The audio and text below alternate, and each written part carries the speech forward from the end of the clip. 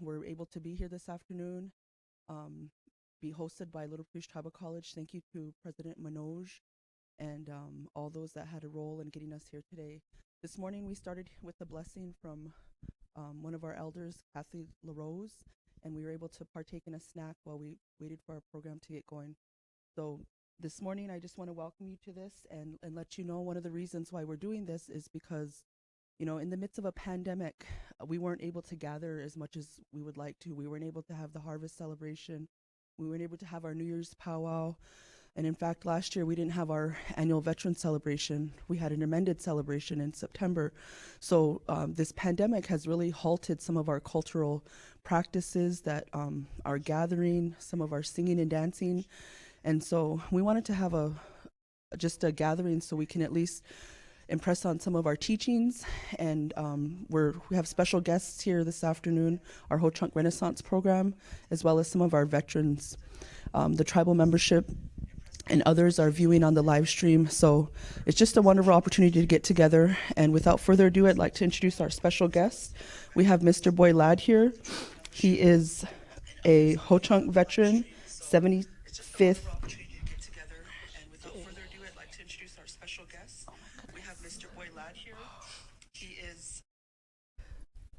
Sorry about that, guys. I had my my phone open looking. So without further ado, I'd like to introduce Mr. Boye. He is a HoChunk tribal member. He's a member of the Bear Clan. And I'd like to turn the mic over to Mr. Boye so he can talk about some of his veteran accolades that I don't want to mess up. So Mr. Boye, you're mic'd up, so we're ready to go. They can still hear. Yeah. Hinachi Wangshik Kataregi, one Aperege, Hirushka, Hinachi Egi Karagiwe.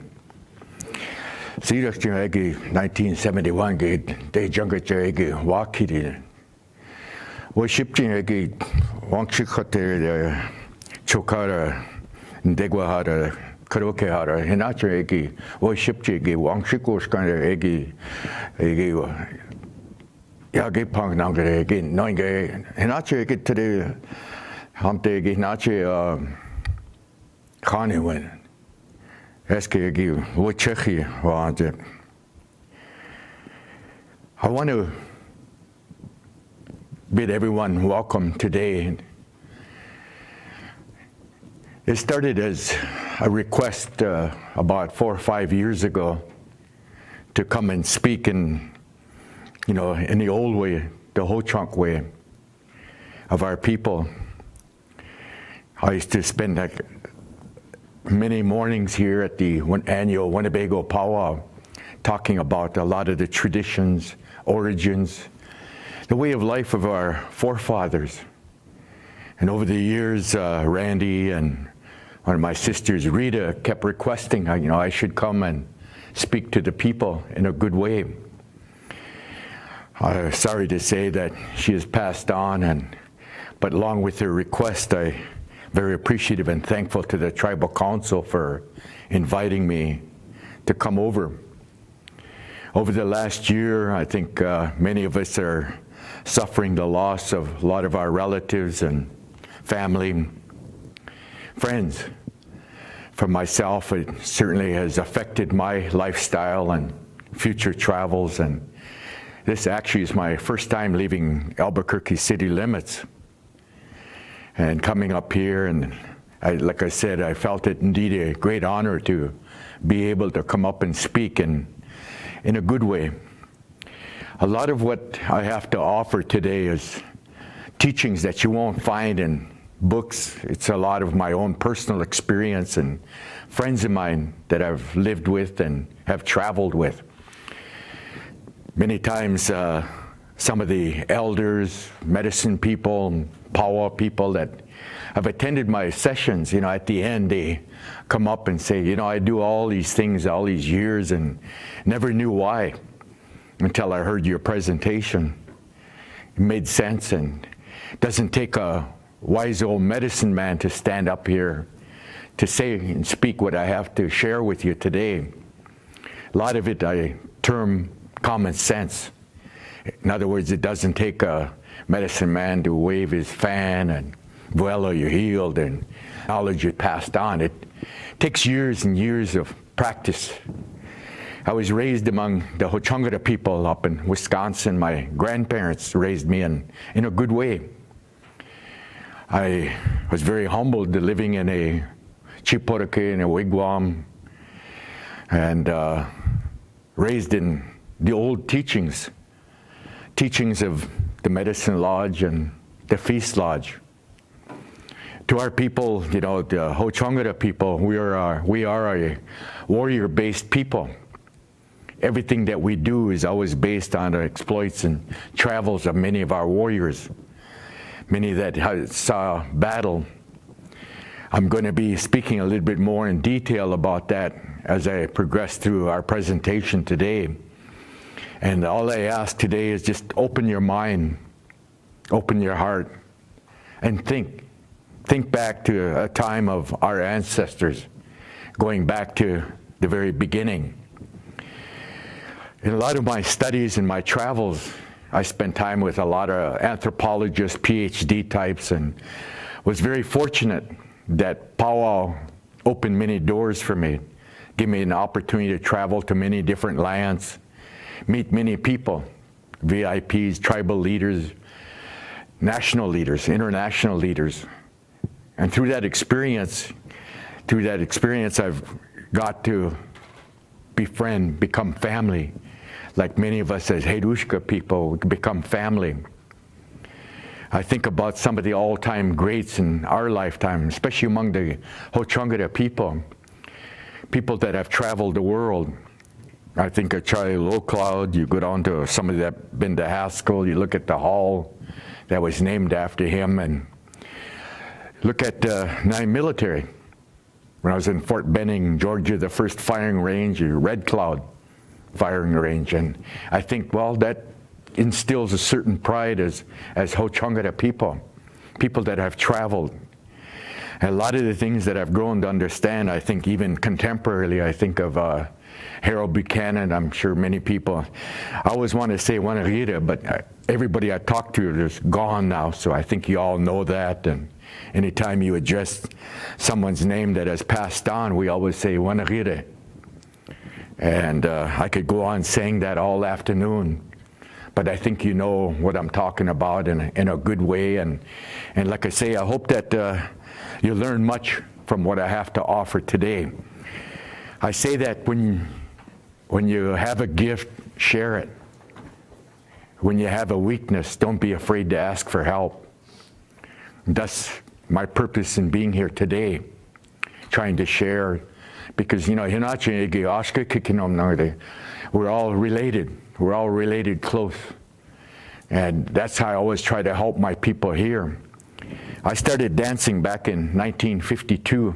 I recall coming down here to Winnebago back in the old days. And I spent time with Wilbur Sharpback and Lawrence Big Bear, Felix White, a lot of the old timers from that era.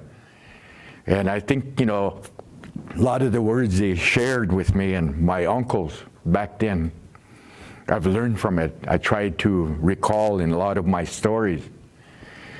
Back in the 1950s, when they used to come up and visit with us, my uncles and my grandfathers, they spoke a pure HoChunk.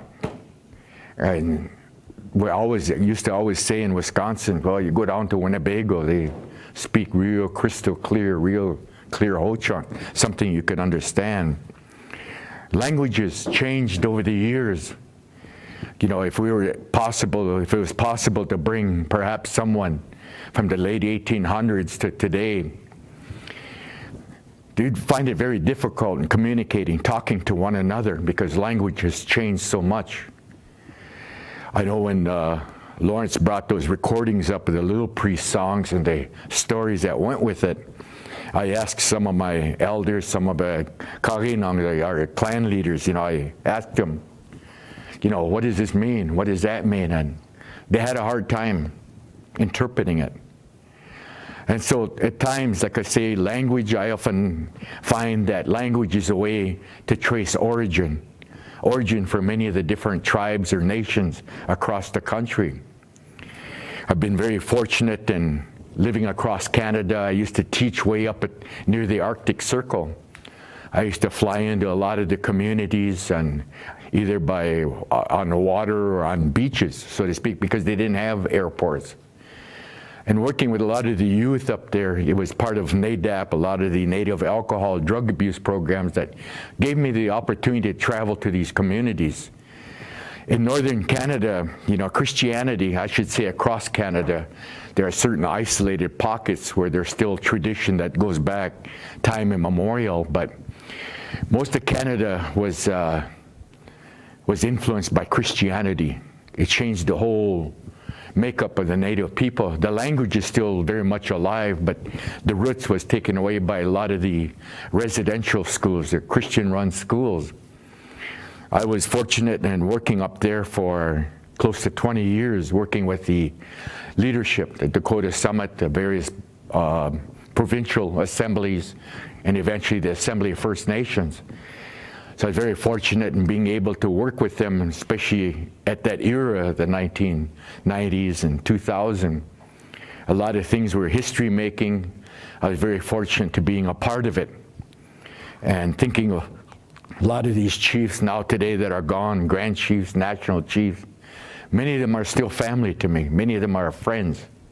They're family. I go up, try to annually for ceremonies or some of the meetings. In part, a lot of Canada, they're about almost 50 years behind us. But they've, by leaps and bounds, have progressed to a point today where we can address sovereignty, negotiations, nation-to-nation meetings. And like I say, it was, for me, it was eye-opening. I worked for the state of Wisconsin back in 1974. I worked for 3 different governors, and in that era of the 70s, we were talking treaty rights, sovereignty in a way that was kind of unheard of among many different tribes. In Wisconsin, we have 11 different tribes, and trying to share our common knowledge, it was difficult at times. Thus, I kind of got burned out after 5 years, and I kind of tend to find that through music, song, and dance, I could influence a lot more people. So I ended up traveling throughout the world, many different capacities. I've worn many different hats, and very appreciative to the people that believed in me and gave me the opportunity to represent them and speak in their behalf, as well as travel. For the HoChunk people, we go back to the 1600s. I can almost say we can go back to the very beginning. Some of my research, some of my studies. In our lodge, we talk about a time when, the HoChunk people, Boye to the French people, and, they had very different names, Winnebago, by many other tribes, and eventually HoChunk. I brought the term HoChunk to our people back in the early 1980s, thus about 1988, they changed the name from Winnebago to HoChunk. People are the big voice. And I at times think, how we all contribute, how we all try to help in our history, our way of life. I was over in Prairie du Chien Friday for a ceremony, a memorial, sang for one of my brothers that passed on, and I recall the stories about that region and that area. Prairie du Chien was one of the last sites where the dinosaurs fought. That's how far back our history goes. When you think about the teachings in our lodge, we go back to the Ice Age. And then I've befriended Chuck Ross, and a lot of his teachings, a lot of Dakota teachings, and begin to find out there's certain truths to a lot of what he was saying. And we think about the earth, the earth's crust is always shifting. The plates are always shifting. They say it moves about 3 inches, 4 inches a year. Thus you see this side of the hemisphere, South America, North America, and you look at Africa and Europe, you look like a puzzle. They eventually separated. And so thus in a lot of my anthropological studies, begin to realize after millennia, after a million years, thus we separated the continents. That's what we have today. In my studies, my time in Mexico, I spent time among the high priests, many of the medicine leaders down there, understanding their teachings, which I'll allude to this afternoon, talking about some of the lessons I've learned from their culture and way of life. Things that perhaps we had known long ago but lost over time. I think about the pyramids of North Africa, the pyramids of Central America, and the teachings that are common to both sides, to both continents. There's a lot of similarity. A lot of the teachings that, again, I'll also try to get to this afternoon. But I think like I say, opening your mind, I just say, travel with me this afternoon, open your mind and think in a good way as I share a lot of the teachings from many different lands and a lot of and most importantly, our own people, trying to instill that certain pride that we have. And studying a lot of our chiefs over the past, over the centuries, I grow to, as I'll allude later again, to Little Priest, and I think about HoChunk, but think about a lot of the people that had an impact in particularly this region, this area. The treaty-making era. There was times when I threw my hat in the arena to run for chairman one time. That was back in the early 90s, after my tenure with the state of Wisconsin, then eventually into Canada. I began to realize those 8 or 9 treaties that our leaders, so-called leaders, signed over the years, centuries. I tend to find them as being invalid. I wanted to challenge those back in the 90s. Basically, HoChunk territory covered basically from Minneapolis to Green Bay, all the way down to Chicago, northern Illinois, Iowa, Minnesota. And I wanted to challenge those cases after meeting some of the leaders, the attorneys around the country, especially in Canada. I kind of got affirmed to a lot of the teachings, a lot of the understanding of Indian law. And I wanted to challenge the cases of those 8 treaties. In other words, I feel that the United States government is indebted to us. That is our land. This is what we call ceded territories. And it's something that I still talk to a lot of our leaders about today. Question the treaties. A lot of it was signed under duress, hunger, alcohol. And some of the leaders were not true leaders among our people. They were in want of land, our fertile land, and want of our minerals, the lead. They forced us to sign a lot of the treaties. I could go down a whole list of every treaty that we had, but for the sake of time, I just wanted to kind of allude to it, as well as futuristically, something perhaps the council might think about. I've mentioned it to the HoChunk Council, our president as well, to challenge those treaties. We may not be able to reacquire the lands, but to tax, we're owed several $1 billion, to our people, but we can never recover our history. So again, going back, when I think about history, think about change, what has happened to our people, even today. I was the front man for the Democratic Party back in the 1970s. I traveled on Air Force One and went to many of the doings around Wisconsin, the Midwest. I was also part of NCAI, a lot of the major meetings around the country. John Echo Hawk, we're talking about Native American Rights Fund. In dealing with a lot of the legal issues around the country, I always try to share what I learned from one area to another. Last night I was fortunate, I went out to dinner and heard of all what HoChunk Inc. has been doing for the community.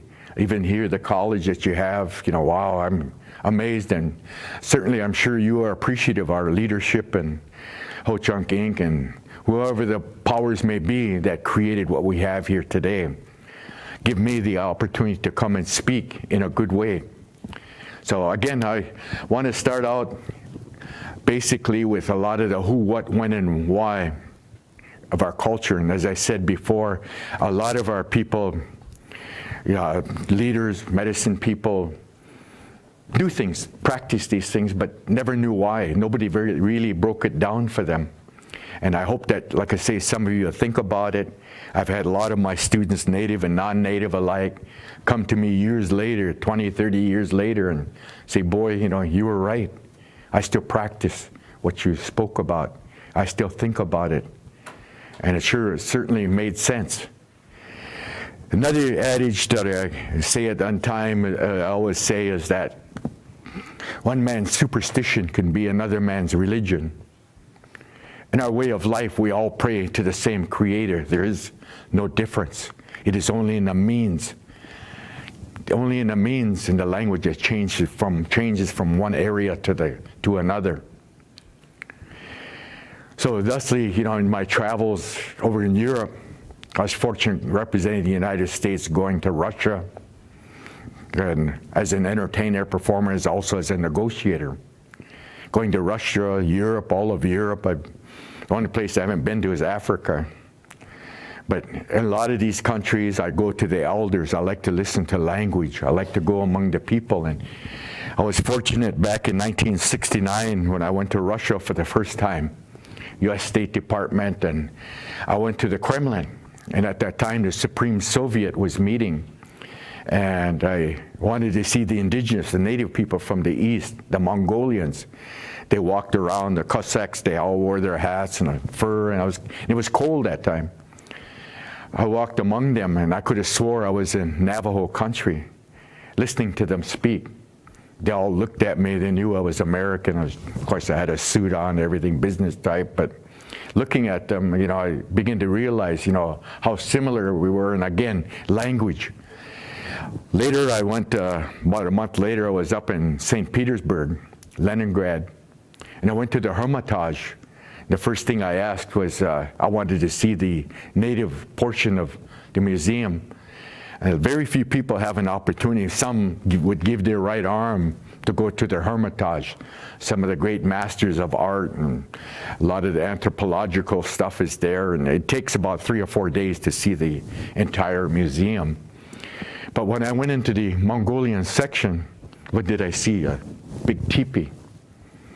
I saw a chipurake, As I moved among the tables of all the artifacts, a lot of the things, go to realize how similar our cultures were. For myself, I tend to believe that, there was commerce, travel across the Bering Strait.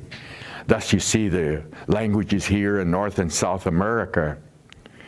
The Dene people up in the Yukon territories, the Dene speak identical to the Navajos down in New Mexico, to the Sarsis, Sutinas over in Calgary. Today, I see a lot of Dene people going over to Calgary for their annual doings, a lot of their ceremonies, again, sharing that common language that they have. So the Dene, they all speak a similar language. We basically have about 9 or 10 different language stocks here in North America, all enjoying a certain uniqueness among each of them. And again, as I travel to different lands, I grow to understand the teachings that they shared. My uncles used to talk about World War II. They used to go over to Japan. Of course, we didn't have planes like we do today. They took troop trains. And they were telling me, I remember in the lodge, we were talking one time, and one of my grandfathers said that they stopped in Canada, take a break, get out of the train, and lo and behold, they were talking to the Wangshiks there. And they said, we got a lot of relatives over here in Canada. And it kind of stuck in the back of my mind. It wasn't until early 80s I was up around Winterburn. I was up around Calgary area, west of their small boy camp, that began to listen to the people. I was at a powwow and kind of jiving with some of my bros. We were talking, and this guy got up and started praying. I said, hey, hold it, Listen, this guy, his elder, was talking. He was talking HoChunk. And I looked at him. Wow, I could understand a lot of what he was saying.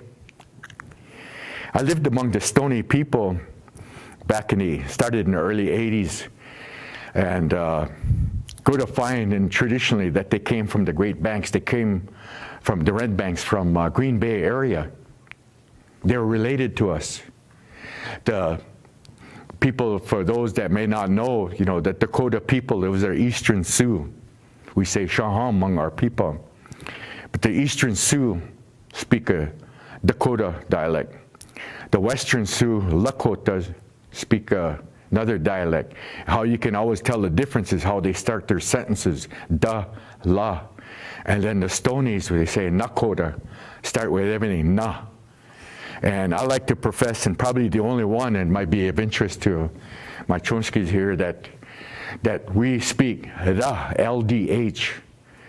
In attending some of their language conferences, what they call the Lakota Summit, they meet annually and talking about teaching our children, keeping our language alive.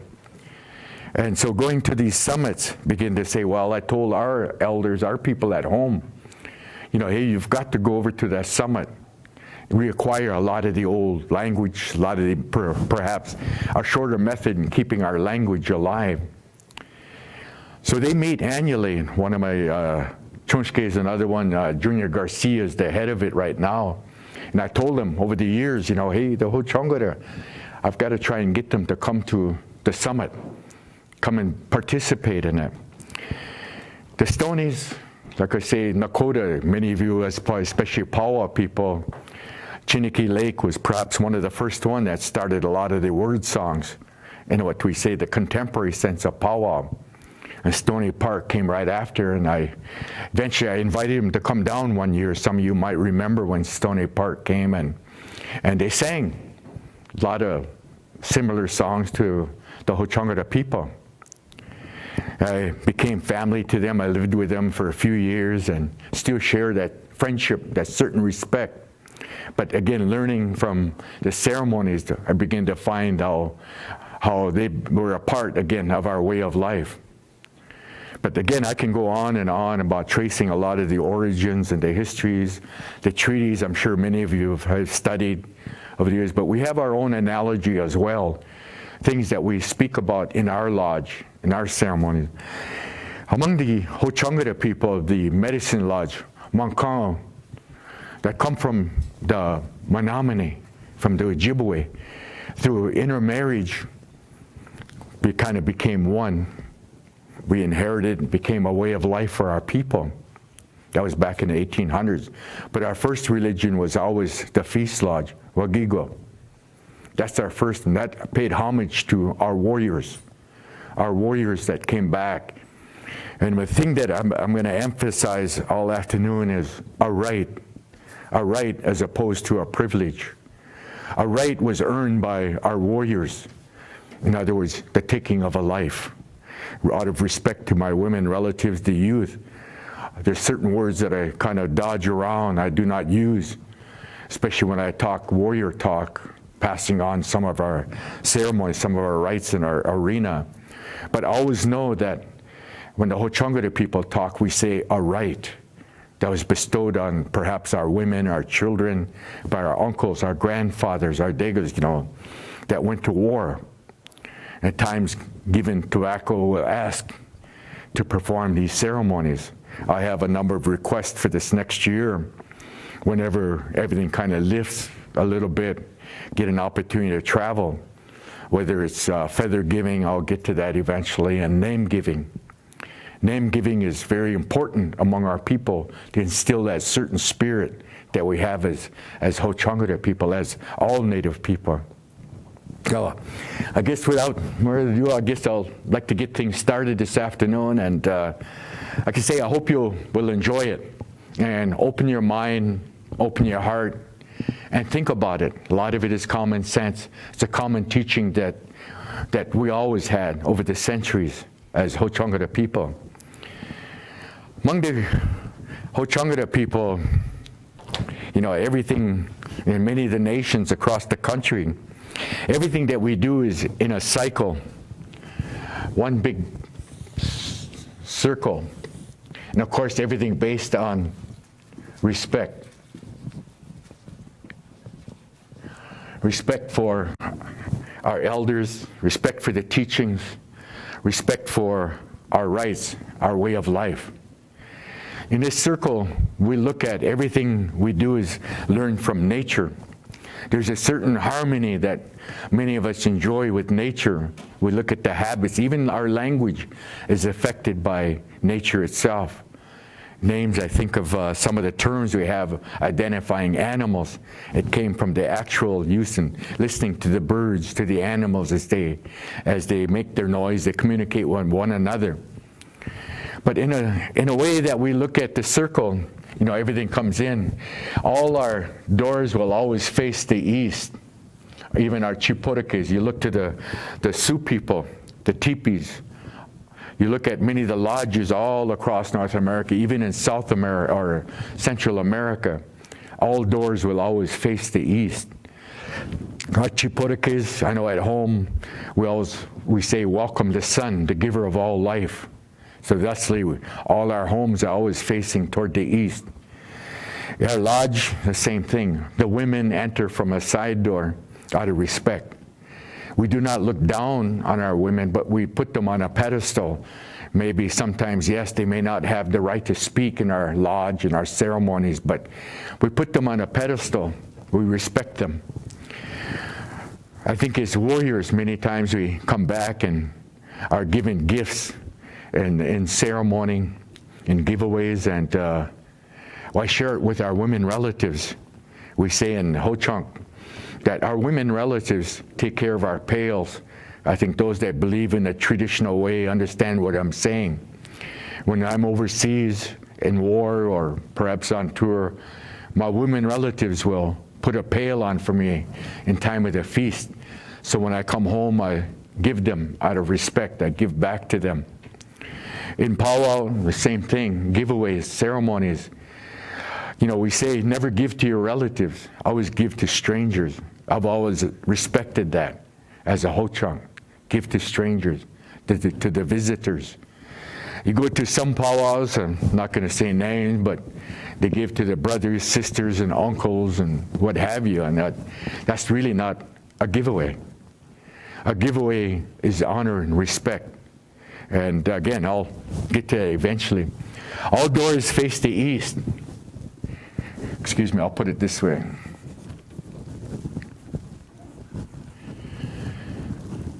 We look at medicine colors of our people. Being raised by my grandfather, I used to be a trapper, a hunter, and get up early in the morning before daylight. One morning he said, you know, we're talking about colors by direction. In the HoChunk way, we look to the east and we see the color yellow because you see the sun rising in the east. You look to the west, you'll see darkness.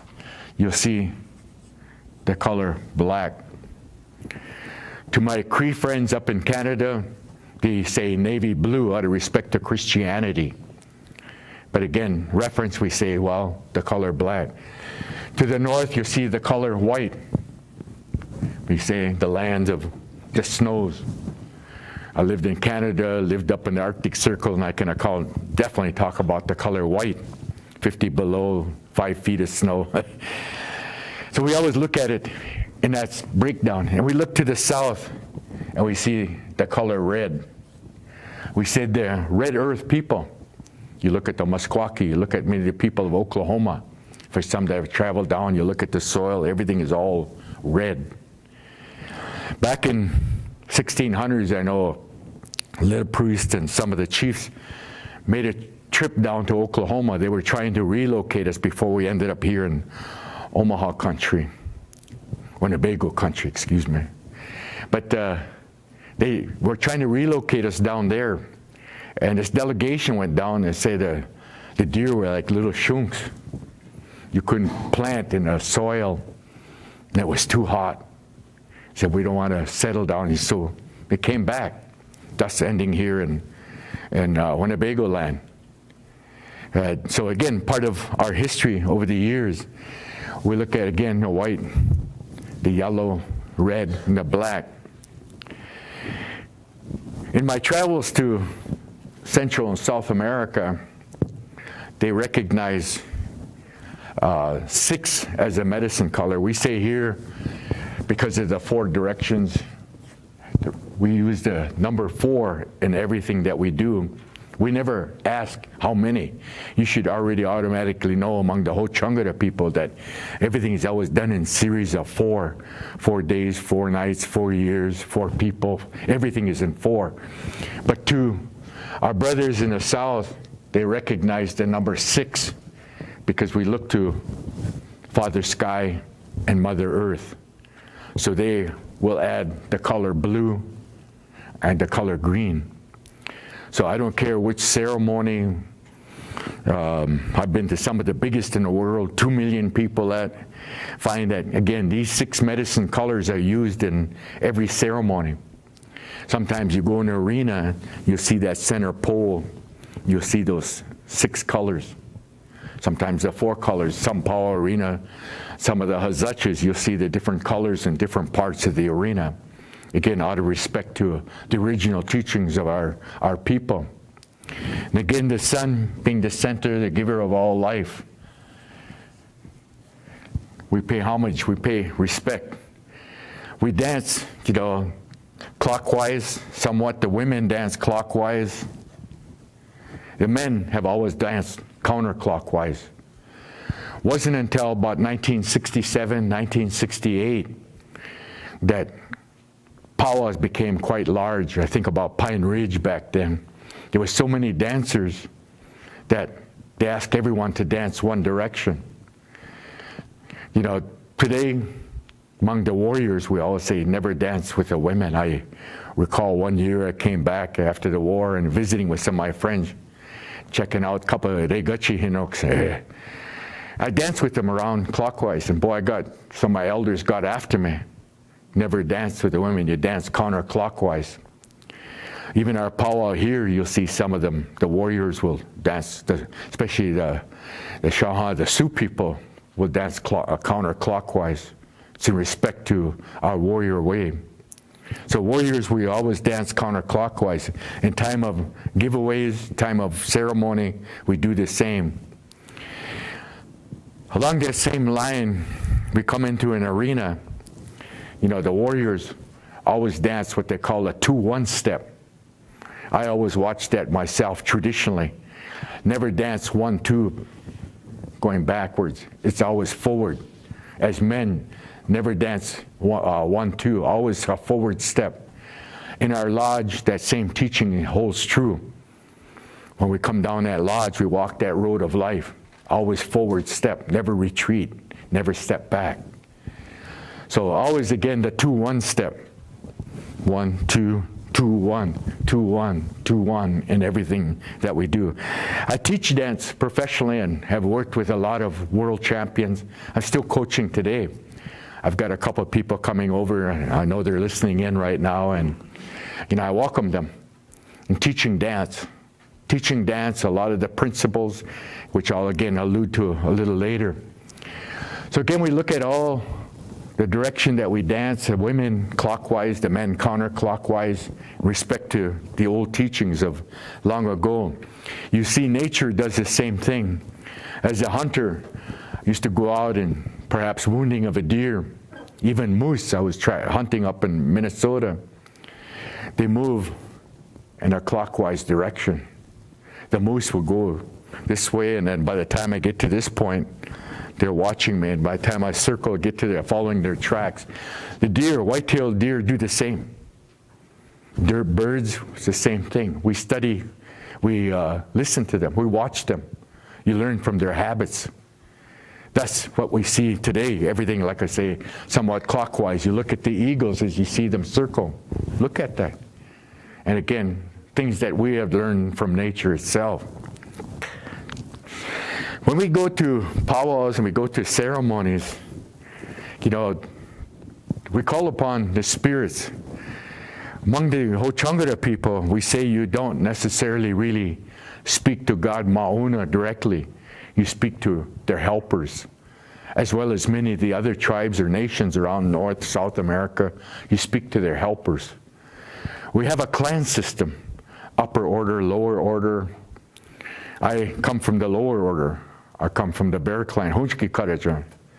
And from that comes certain responsibilities we learn from nature. Certain responsibilities that never wait to be told.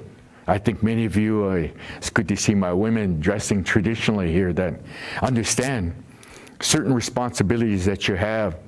One never waits to be told what to do. You automatically know your responsibility when you come to a ceremony. You come to perhaps ghost meal, funeral. We say, when you come in a traditional way. Come in a traditional way. There are certain things that you have to do, responsibilities you have in that ceremony. Depending on the person that passed away, might be the upper order, the chief clan, maybe somebody from the Thunder clan. Somebody passes away, the lower order takes care of them, somebody from the Bear clan. We have another in-between clan we call the Warrior clan that can go dually, can go either or. So when asked for time of when someone passes, we have a wake, again, for 4 days, 4 nights, depending on when the person passed. If it was before sunrise or after, will constitute the number of days that we mourn, the days that we feed the spirit. It is believed in the HoChunk way that the spirit travels for 4 days, 4 nights.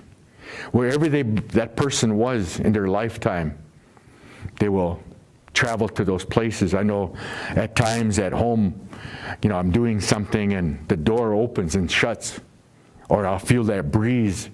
I know somebody passed. You can feel it. As a Mankani, you could have that sixth sense, so to speak. And you feel it. You know, I better call home. Something's going on. So they travel. The meal that's provided before the ghost meal, that meal is comprised of food that person ate in their lifetime. Whatever they like, they put that on that table, on the floor. That first person to the left is always your most highly decorated, your warrior, manapera. He sits there, time's first one to get that tobacco, that pipe, as it goes around, and that water.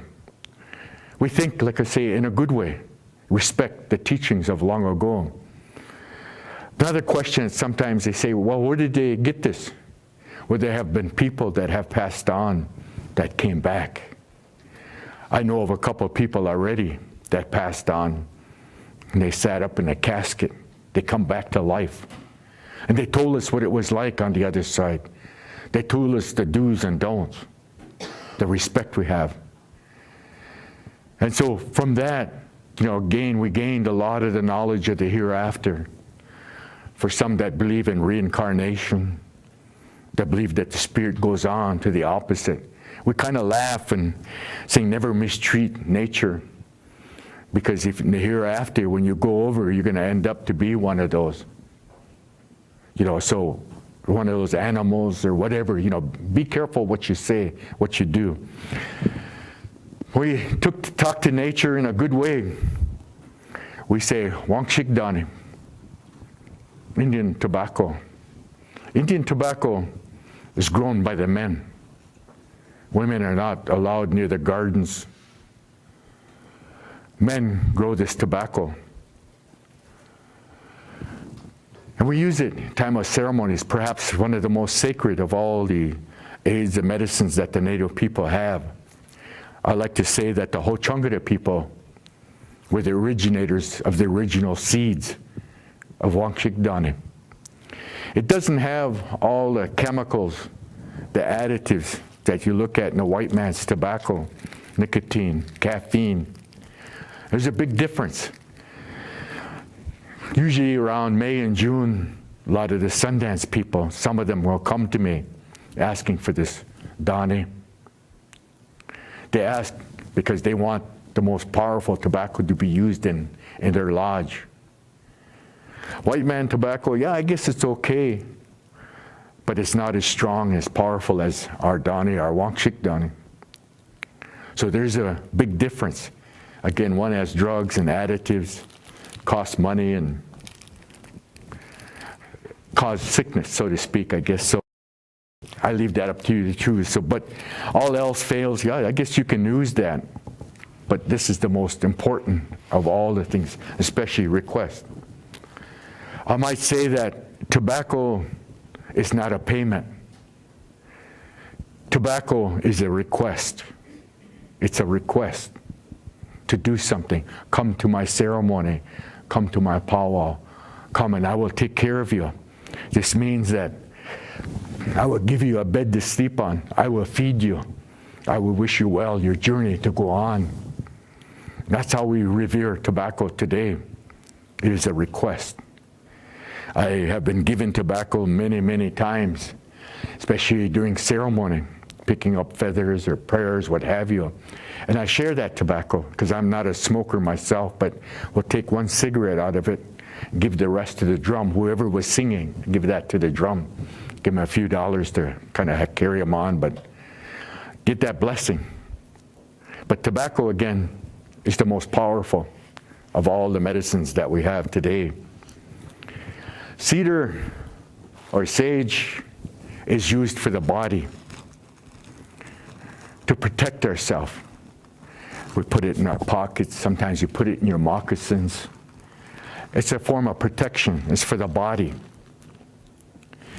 So cedar, a lot of times when people are having, hard times or something ill omen comes near them, they will bless themselves.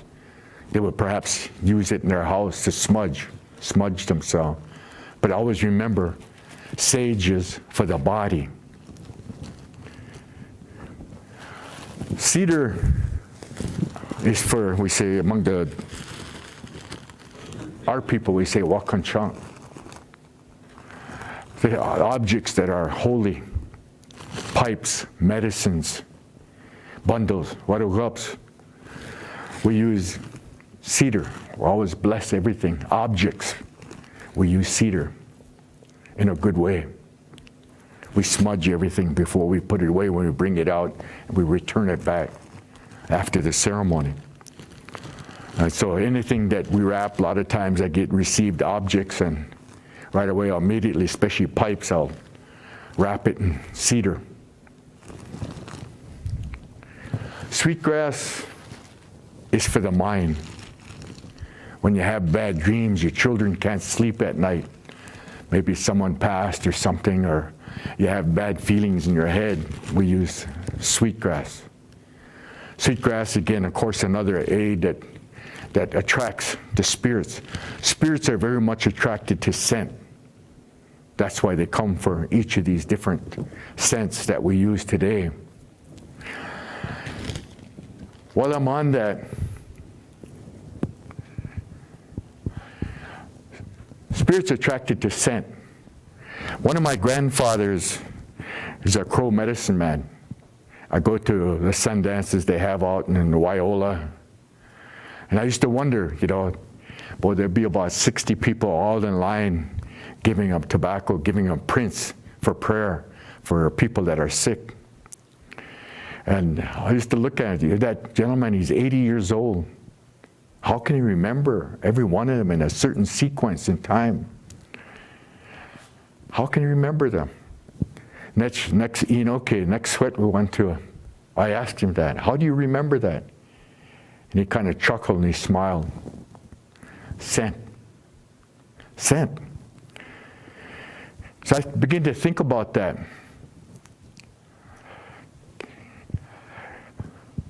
Some of you maybe had a girlfriend, boyfriend, went down a mall as an example. And there was a couple of girls that walked by in front of me. And I was going this direction, and that scent hit me, that cologne, that perfume. Right away, my mind shot back, to a particular person, a place, time, by scent. When I studied, I think I procrastinated just like everybody else. I procrastinated, waited till the last minute. Then I recall what my grandfather said. I took some cologne and studying the night before, always the night before, and put it on and studying. Next day, went to take my final. I had to laugh because before I went in the classroom, I put some of that scent on. I aced all my exams based on Indian teaching. You can do the same. But again, you got to open those books, though. Just don't put that on. You think that it's going to give you A's. No. But scent has that ability. As a teacher, dance teacher, I use the same method. You look at a lot of the singers, especially old timers.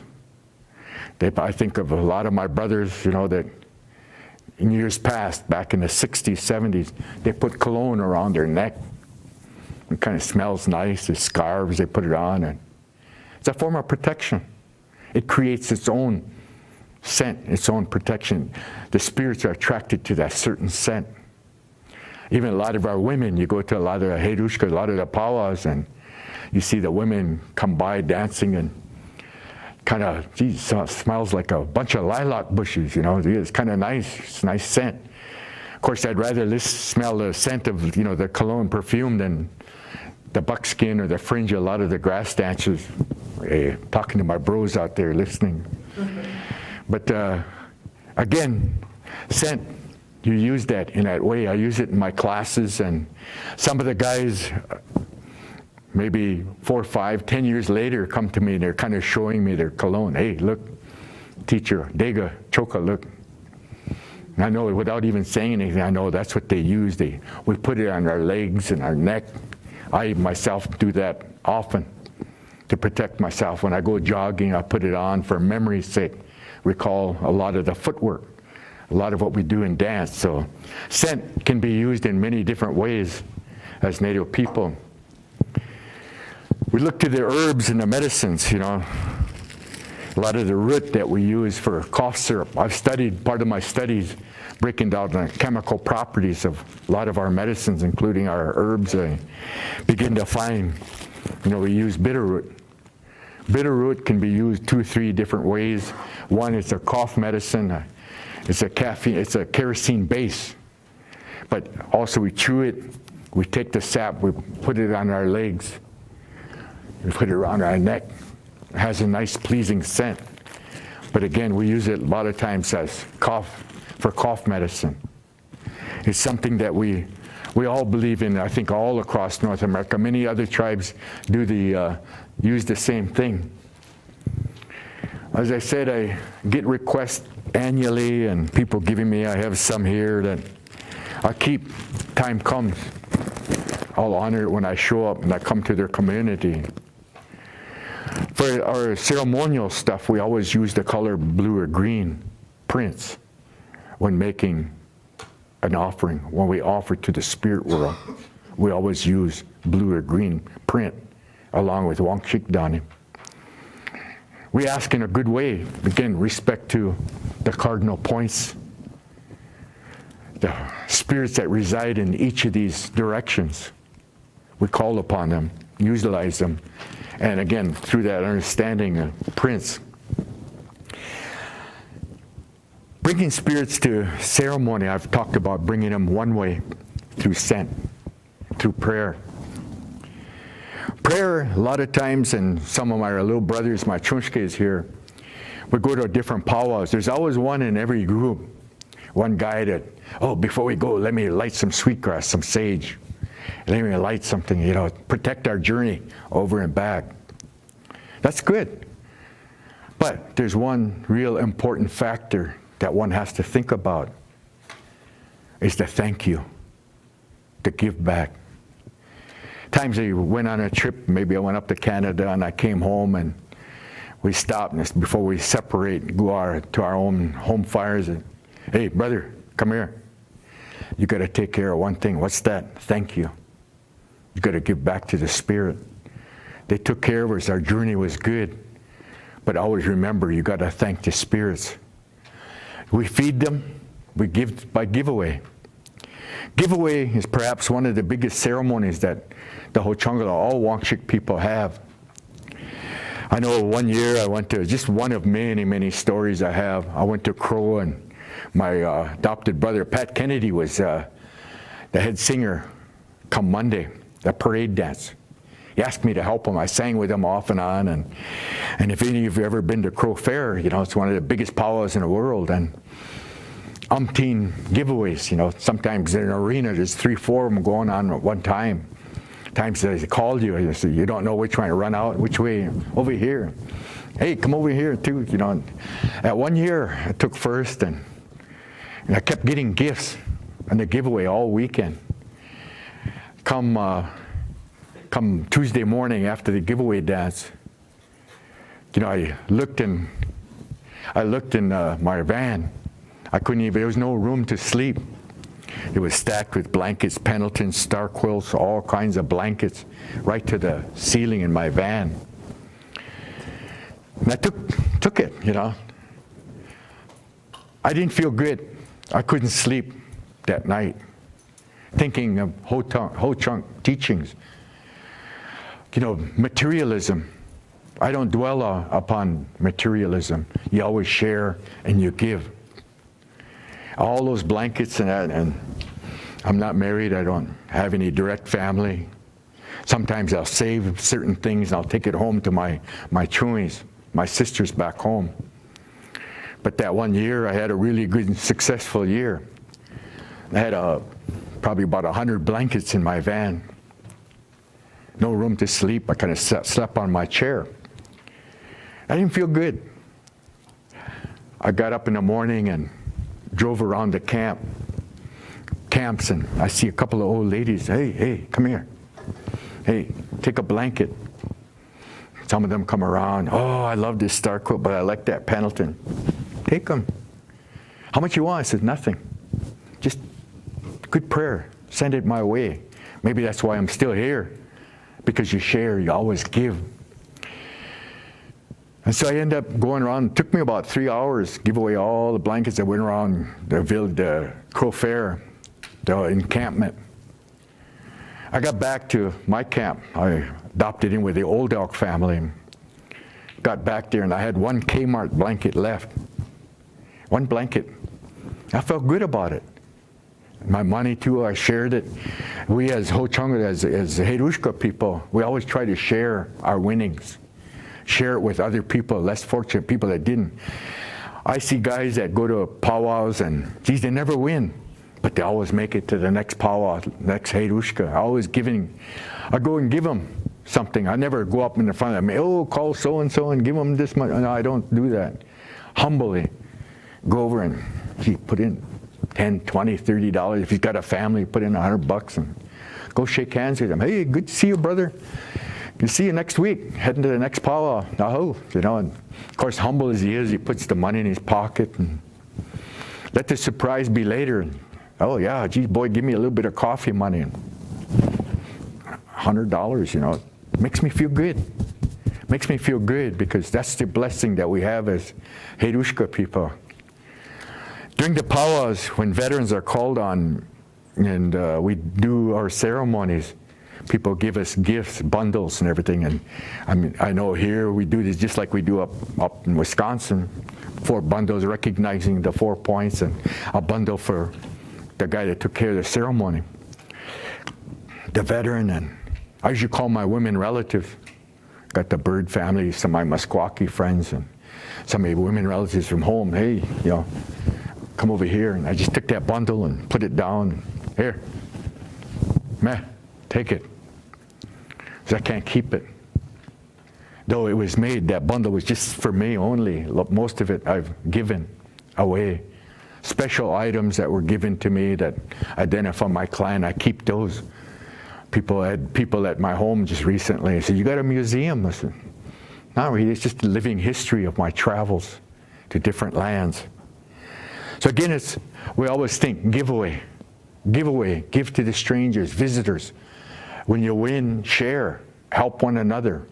Like our songs say, love one another, help one another, even give to the enemy. You know, we all know there's a certain amount of animosity, jealousy. Oftentimes say for every new friend you make, count on making 2 enemies. It's through my life that I share and I give to those enemies. At least I know who they are. I feel good about it.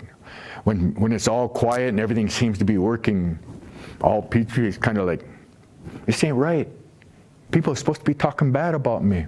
People talking bad about everything I do. When they start talking, okay, good, we're back to normal. That's like they say, a HoChunk way.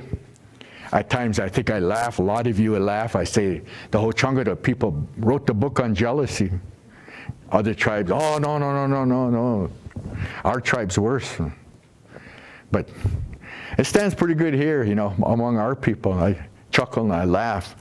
And I always, like I say, try to give to those people that put you down. Oh yeah, give to them. And at times say, yeah, oh, I've traveled the world. Hey, I've done my thing. I don't go around saying I'm perfect. Don't act perfect. In all honesty, I really don't want to be perfect. I've done it already. I've enjoyed life, you know. I'm retired, and I think I've earned the right to do what I want today, but I do it with respect. Be very careful, respectful of our teachings and everything that I talk about. When I went to Vietnam, I used what they call warrior bracelets. I covered them with tape, carried them into combat. Carried them combat for protection. Took this from a mountain yard in combat, kind of a war trophy. War trophy to ward off bad spirits. There's good spirits, there are bad spirits. You know, it's up to you, whichever you choose. But always recognize that there's a price tag. For those that use medicine to win, you know what I'm talking about. Perhaps get someone or snag somebody. Hey, they use bad medicine, so to speak. But there's payment to it. It's going to come back on you. Among our people, especially when someone passes, we cover all mirrors. We remove all metal, spoons and forks, anything made of metal, because spirits will not come near anything considered shiny and sharp. You see some of our women, some of our men carrying a sheath as they dance, sometimes perhaps with the blade partially showing to ward off spirits, to keep spirits away. You see mirrors on the regalia. It's a reflection. So we'll say that time of mourning, cover everything shiny, because the spirit will show itself. I myself, I say welcome them. I welcome the spirits. I'm not afraid of them. I'm a warrior. I think in a good way. You look at, in the Ojibwe version, what they call a ladies' jingle. The ladies' jingle is based on the same concept. The use of the metal was the way to ward off bad spirits, time of healing. The story goes back to the 1800s, early 1800s, 1820s, that up in Minnesota, there was a time of sickness and famine. An elderly lady had gone out feeling for her people, her relatives, her family that was sick. And she fasted and was instructed on how to make that jingle dress, the cones that they used. It became a medicine dance. She was given medicine songs. It was a medicine dance. It wasn't until the 1970s, 74, 75, it kind of became a part of Herushka, part of powwow. I recall some of the people kind of laughed at it. And I said, hey, don't laugh. That's a ceremonial dance. That's real. Because they never had seen it before. But again, it was the use of metal on the regalia that was a way to ward off bad spirits. So we use that in much of our regalia, a lot of our ceremonies. So at times in prayer, Take the metal, put it aside. A lot of times when a medicine man or a spiritual leader, a man of prayer, you'll always notice he'll take his rings, his watch, his glasses, and he'll put it aside before he prays, because the spirits won't come if it's on his body. That is always a sign to me that this person is knowledgeable. He knows what he's doing. At times of prayer, again, metal, a form of protection. In the world of powwow, we have bells, noisemakers, and the things that are considered, again, shiny and sharp, as a way to ward off spirits. Ward off the spirits that they won't come and bother you. I at times tell our children, be very careful. You see something, maybe a tie on a floor, tobacco tie or something, don't touch it. You don't know, the spirits, it might have been created for a certain purpose. Maybe a love medicine. But again, be very careful in that arena, a place of the warriors. So we use this many times as a form of protection, just like our knives.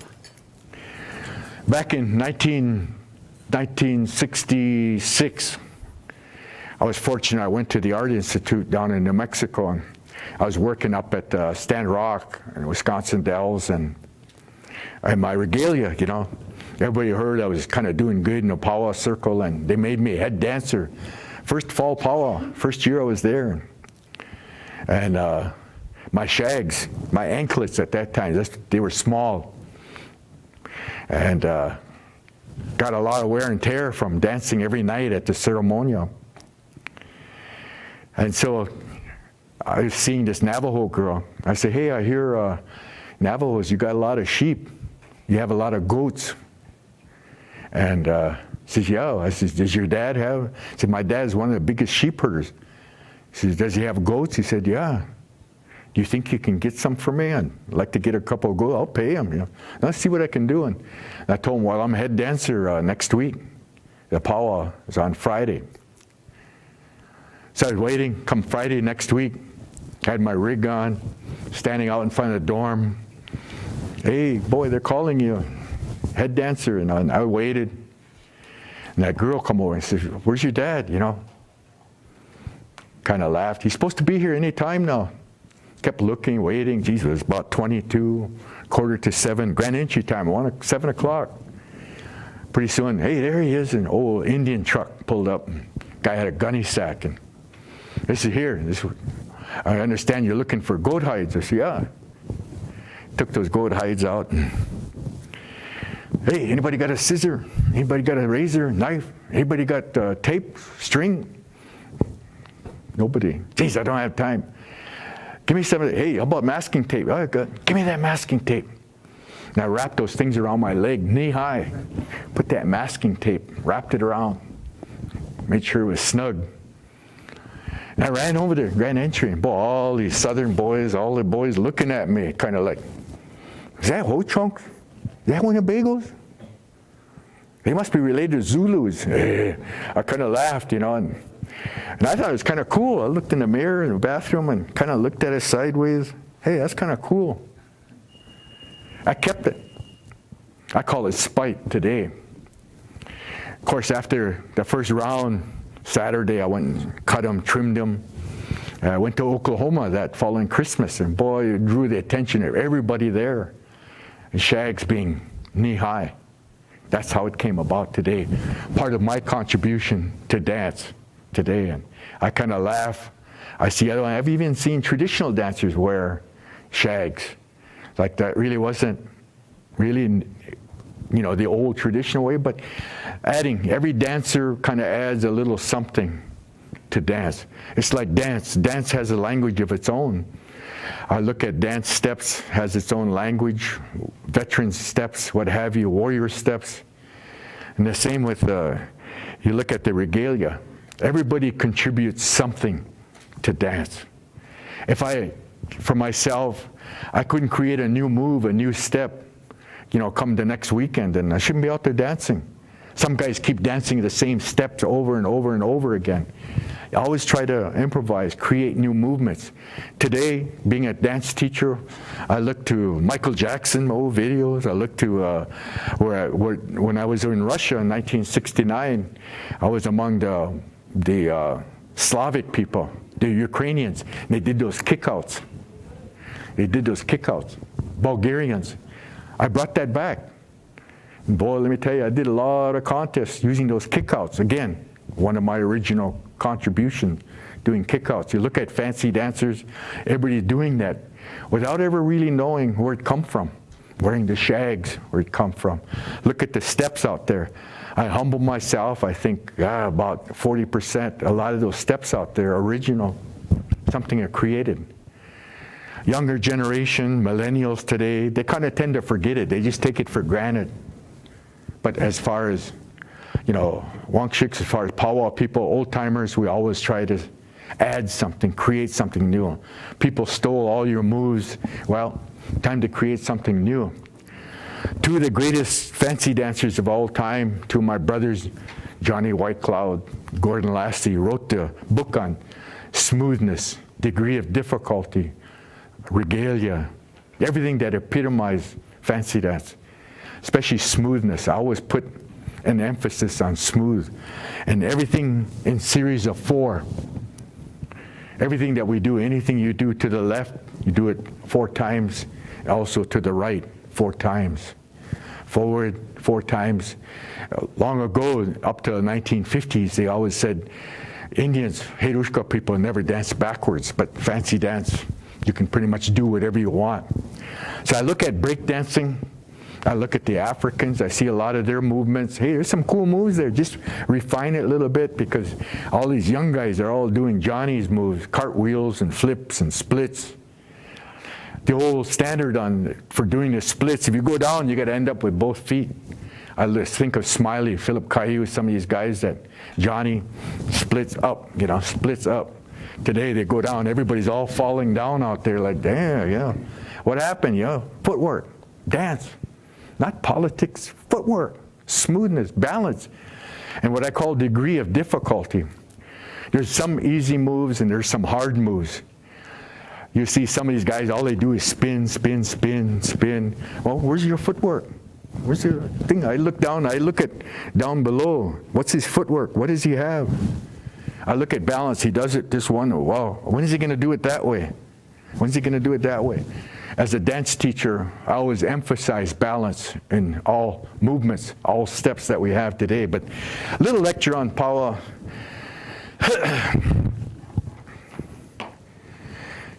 There are 2 circles today. I'll just say this one being Herushka.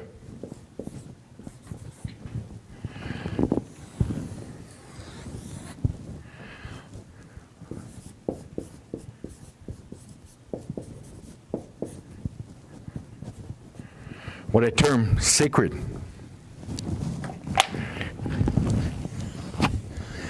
Sacred,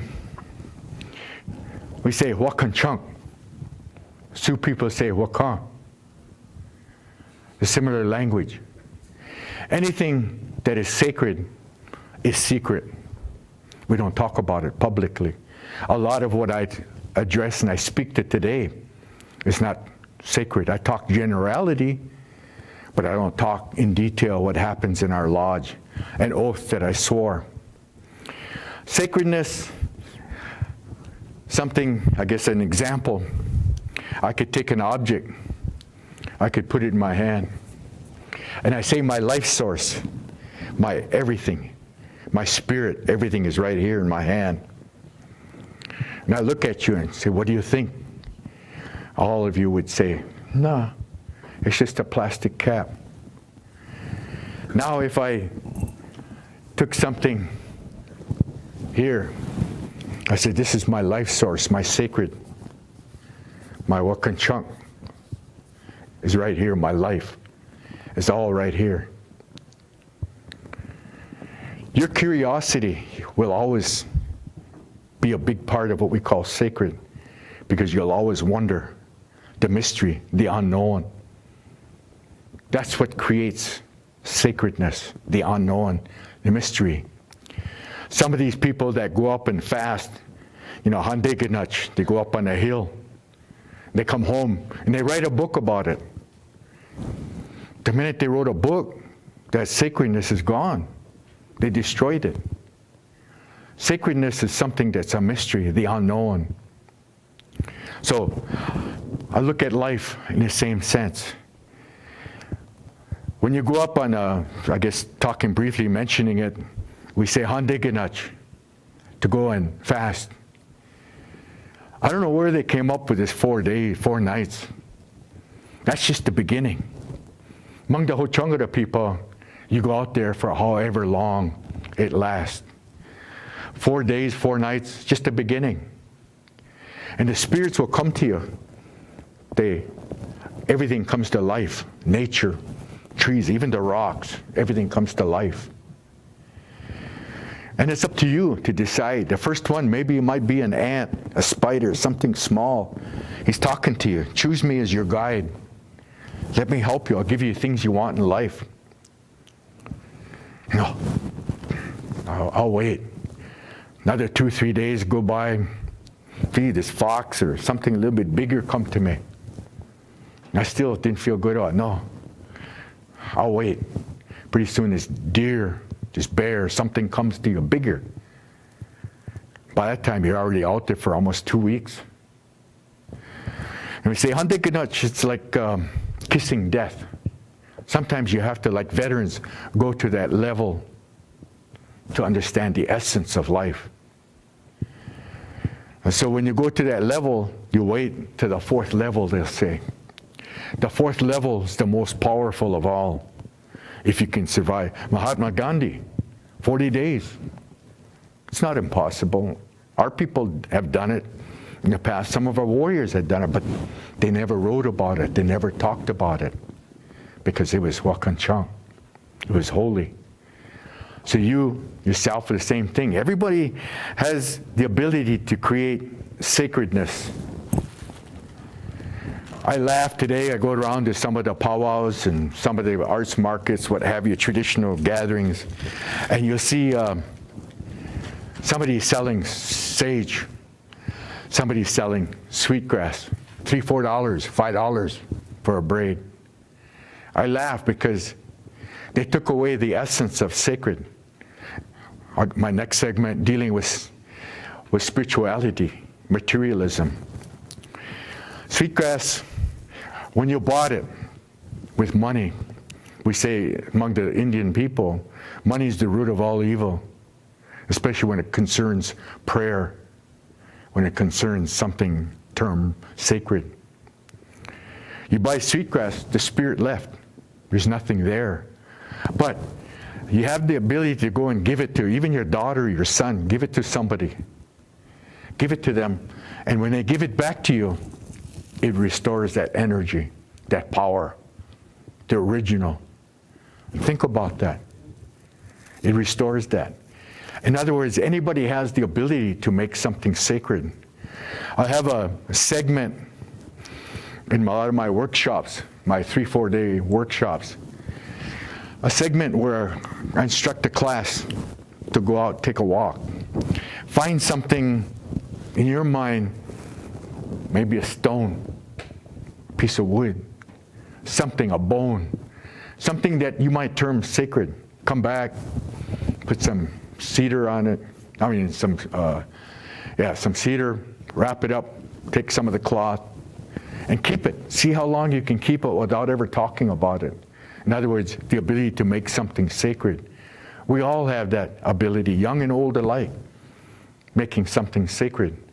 You think about it, it's true. It's the HoChunk, the Winnebago, or the Wangchik way of life, sacredness. We call spirits, and this is kind of a misconception I hear today, and I think my Chonshke is here, can probably reiterate or think about it. Whistles is a part of a society, a warrior society long ago. You know, you go among the Ojibwe, they call it big drum. You have a spoon keeper, a bull cook, you have responsibility. There are about 6, 7 different positions within that circle. And there's also a whistle. A whistle, especially among the Hadassah, a lot of the Western, the Crows, the Dakota people, is a right. It's a human life. I've heard people, as an MC myself, especially when I come down here or back home, oh, we don't use them around here. Why? Because it brings spirits, one of you. Well, that's the purpose of a whistle. And I think if my little chonskes think about it, it's true. You're bringing spirits. When a certain song is sung, wow, it's beautiful, man. Everybody's all looking at me. Geez, all the big boys say, hey, boy. So, well, it costs money. I'll pay for it. I'll pay for it. So when you use a whistle, you pay for it. Give a blanket, give some money, and not $5 or a strip of a ribbon or a piece of tobacco, a cigarette. No, you got to give something that means a lot. Giveaway, always give things that mean the most. When you're putting gifts together, oh, I don't have no use for this thing, and it's been around the house for a long time, I'll just get rid of it. And the blessing in return isn't as strong as something that as a value. When it comes to value, then you get a stronger blessing. I laughed. One of my sisters, M.A., she wanted to give me the shirt from Oklahoma. She used to write for Tulsa Indian News. She wrote an article about a shawl that she had given away. It was real old, funky, old shawl. Give it away at a powwow. About 2 months later, she got the shawl back in a giveaway. It made its full circle. So she went and tracked down, where did you get it? Where did you get it? Where did you get it? It made one big circle. Eventually came back to her, the giveaways. And you think about the lesson learned from it, it's kind of humorous, but says a lot about Wangchiks today. So myself, I'm one of the whistle. I can tell you, in all of North America, there's only maybe 5 real ones, whistle carriers. And I paid dearly for it.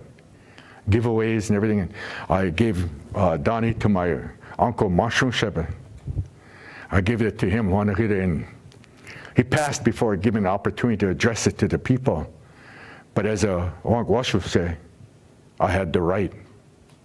And I thought about it, I say, oh, it's too bad. Well, maybe let the HoChunks continue to think that way. It's all right. They're entitled to their own position, so. The eagle feather,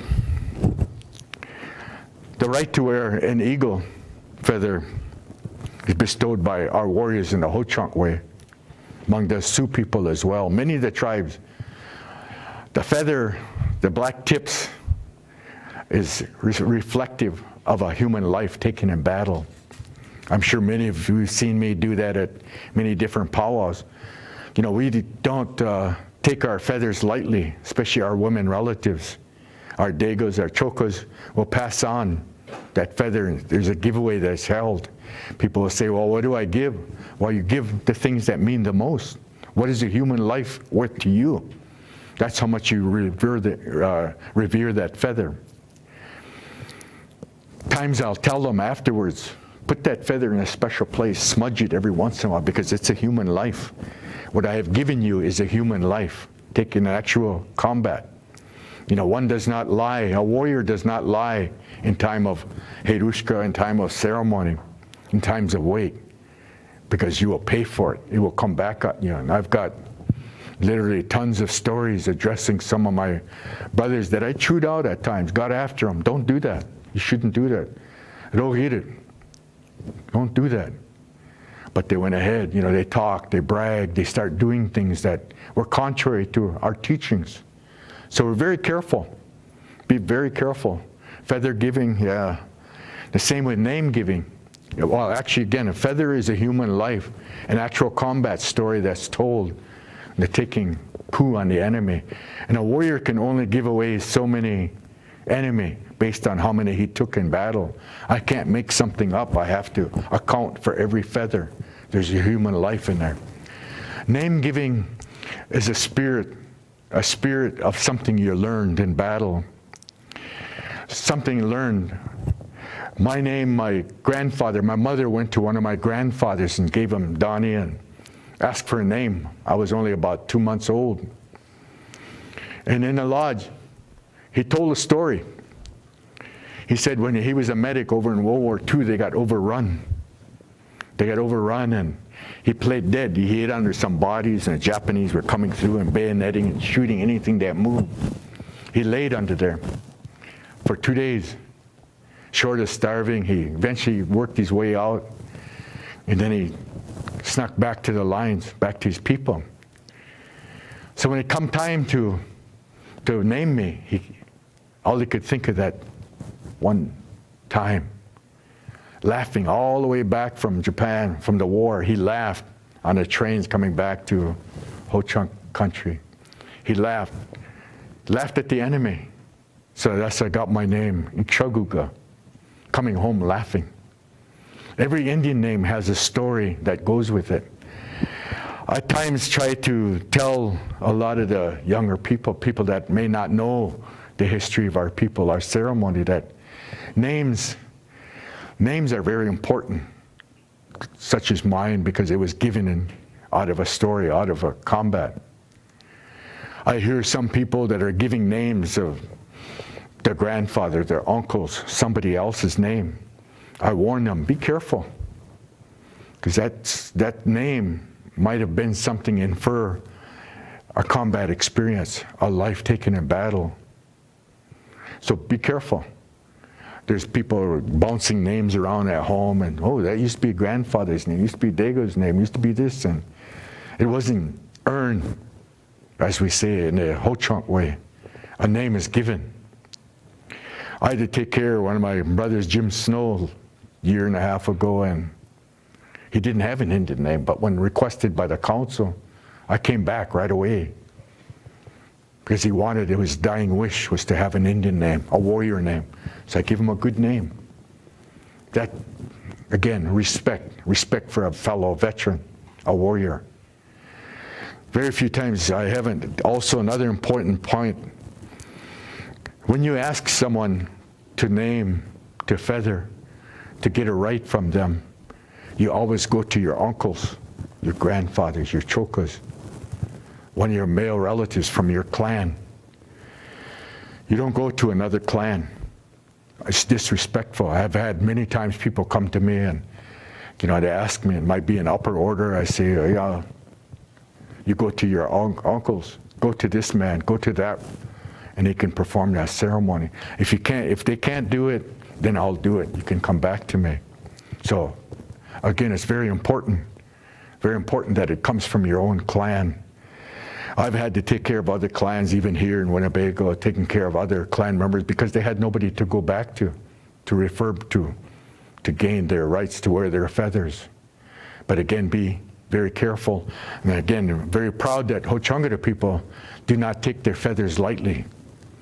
And we use that in a humble way. We say, Wakanchunk, you have eagle bone whistles. Eagle bone don't belong in a world of powwow. They're Wakanchunk, they're holy. And I've seen some people try to use it. Where the problem is today is when the sacred, the people that Sundance, they come into the world of powwow and that overlapping portion. That's where a lot of the concerns, the problems in powwow happen today.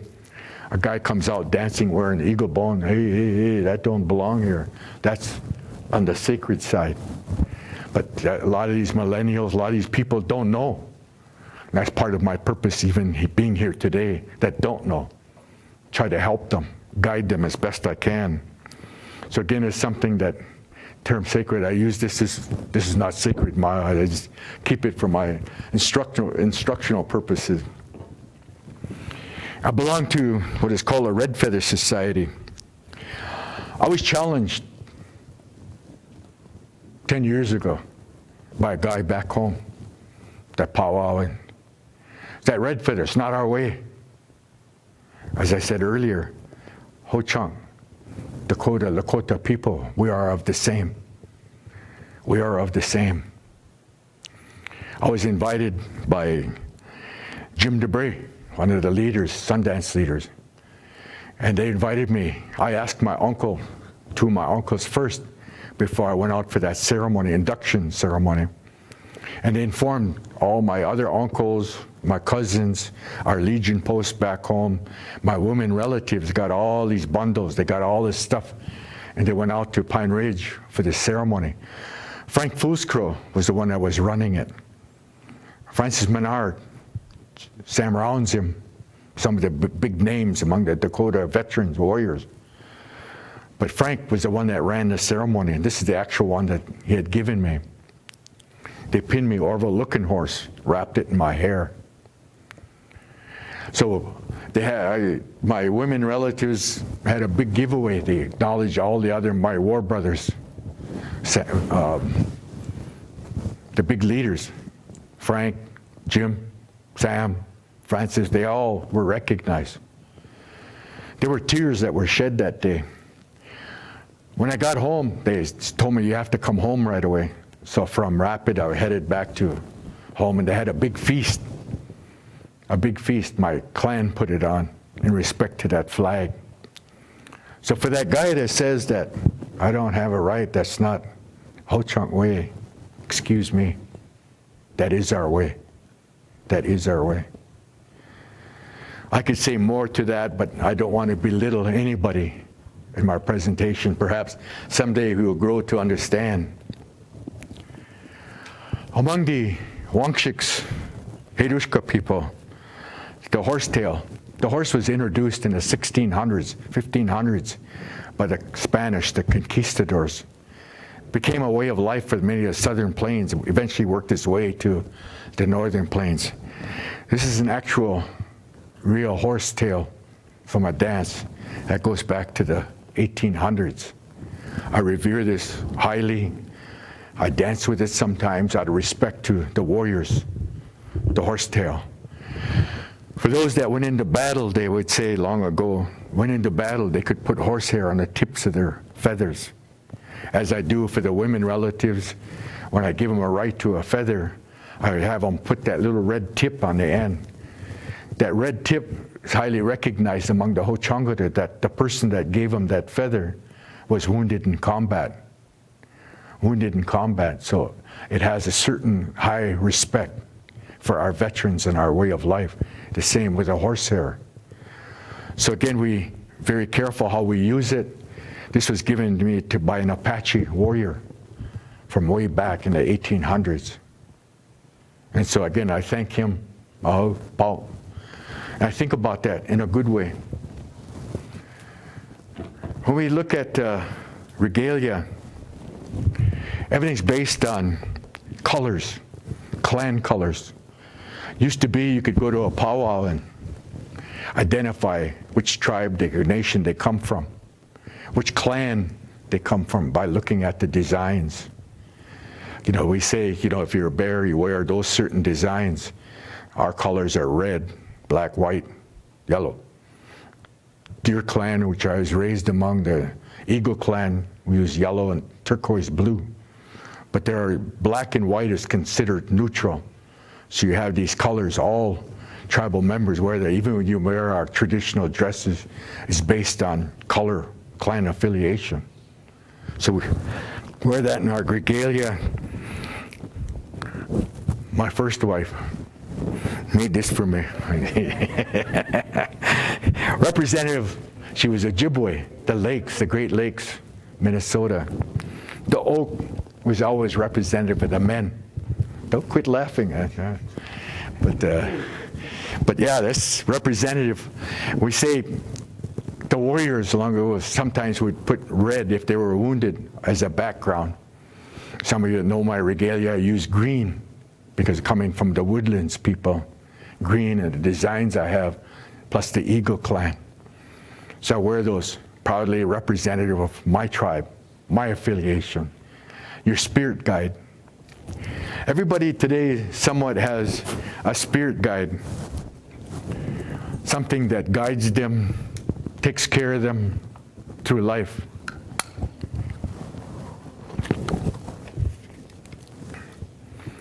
And some of them, some may go out and handeginach to go and get it, to go and fast. There's different ways, different homages, how we approach that and search. Somebody asked me last year, deja vu. Deja vu, you know, all at once I realized, hey, I've been here before. What does that mean? I've been here. That means simply that your spirit, your physical is catching up to your spirit. Your spirit travels ahead of you. So it reaffirms that I'm in the right place. I'm in the right place. I'm where I'm supposed to be. Rather than making up a whole big story, you know, I heard all kinds of different stories, deja vu, this, and no, interpret my dreams. Dreams are just incited by what you thought, last minute thoughts before you went to bed. Dreams, yeah, some people, dream catchers. Dream catchers, another one, original. Back in the 50s, my grandmother had a little ring.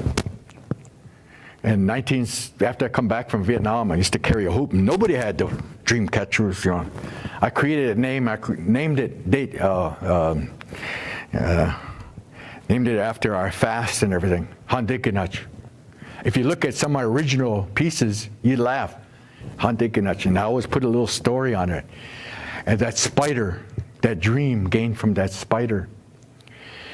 You look at, my sister used to get after me. Why didn't you copyright that? Why? If I had to copyright that, copyright everything that I have. And I said, it belongs to all of us as Native people. So I look at it, and you look at some of these dreams, it doesn't even look like a spider web. It's kind of just put any old which way together, put this on there, put a couple turkey feathers on there, and say, well, that's really not what they were about. If you saw some of my original works from back 1972, 73, before that term even came about, that's how far I've used it, but it came from my grandmother. And I think a lot of our relatives, my Herushkas, Chonshkas here, all think the same thing. Where did this come from? Where did that come from? You know, we look at regalia all around the country. You know, you look at all the different pictures, the ceremonies they have, whether they're Pueblos, Apaches in this case. You think about, you know, the designs, the 4 colors, what it represents, the songs, the ceremony. Incidentally, you know, looking at the Dakota people, when they scaffold their dead, we did the same. The HoChunk people, up until the late 1800s.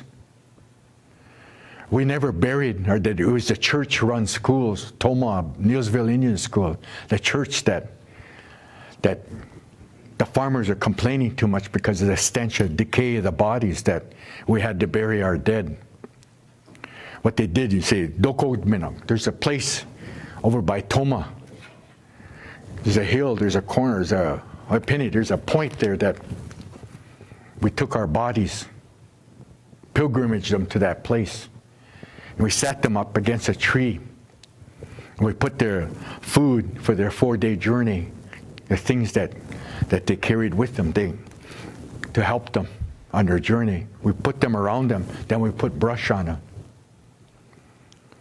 Then, late 1800s, the church got involved and changed a lot of that.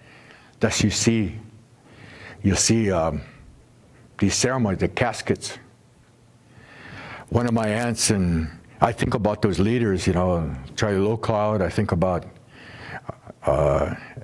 Buchanan. They cremated. And people kind of say, even recently, because of COVID, oh, gee, hey, you ain't supposed to do that. Excuse me, we did do that. That was our way long ago. You go among the Ojibwe, you go among the Meskwaki, you know, they put them down and original clothes, we don't embalm them. Like that lady I said earlier that sat up, talked to our people. So again, that is similar, like I said, because we are all related.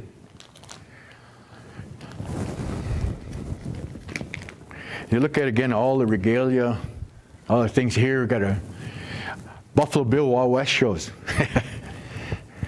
Back in the 1800s, Buffalo Bill, Pawnee Bill, they took about a bunch of Wangshik, especially a lot of Dakota people, Pawnees, went to Europe, these shows.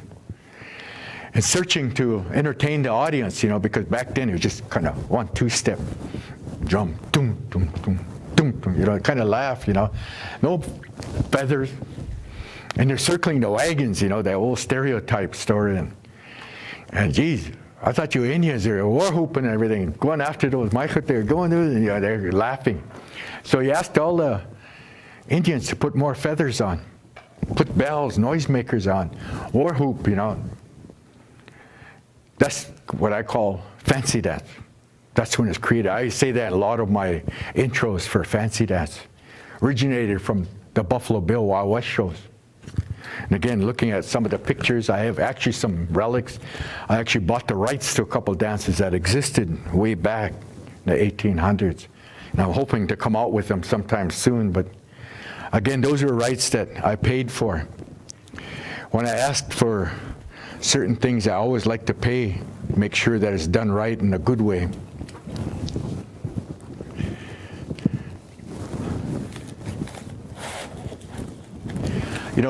Times have changed. I kind of laugh. You go to a powwow when a lot of these rock groups came out, heavy metal, or Little Big Man's a classical example. When Little Big Man movie came out, and that guy came over, hit little Dustin Hoffman in the head, and had a buffalo headdress and bones hanging on his face. I kind of laugh. How long is that going to take before powwow people will do it? I'll be dang, boy, next powwow. Jerry Hops and somebody else come out there dancing with their bones down their face, copying from media. How much media affects a lot of our people. Kiss, when they first came out, they all had all that makeup on. Pretty soon, a lot of powwow guys start doing the same thing, start putting all that paint on. They look like Kiss, And really, painting the face is a warrior's right. Today, you see so many traditional dancers, you got to paint up. You won't see me painting up, even though I'm a veteran wounded warrior. You look at a lot of them, just unbelievable, the paint jobs you see, especially up in Canada. You guys listening up there. You look at all the paint jobs, it's all a reflection of media. Even some of the Hinooks dancing traditional. Painted up to boot. I chuckled. And please don't ask me questions about that, because mixed emotions on that one. Women that sing on a drum, that's a no-no. Our people, don't do that. Hand drum, don't either. Dressing up men's outfits, don't either. You hear that all the time. Boy, you got to talk about it. I'm going to step on somebody's feet, somebody out there. Some people think it's cool. I went to a Red Feather gathering over in Pine Ridge, and Scott Means, Russell's boy, come over and, hey boy, see those girls over there, about 8, 9, standing around, shawls on, dresses, and he said, see them? I said, yeah. Those are boys. I said, what? Those are all boys. What, are they Sean gay? Gay? No, they think it's cool to dress up in women's dress, fancy shawl dancing. What's happening to our people? Yeah, I had to think about that one. I walked away and didn't want to say nothing. You look at all the regalia, the paint, the real ones is crow style, the floral beadwork and their thing.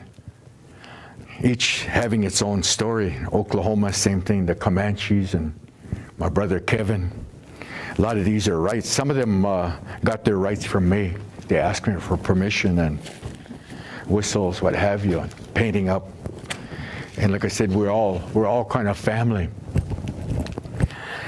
Now getting to something that we've been kind of talking about, contemporary. Talking about contemporary, we look at the balance in life. Balance in life and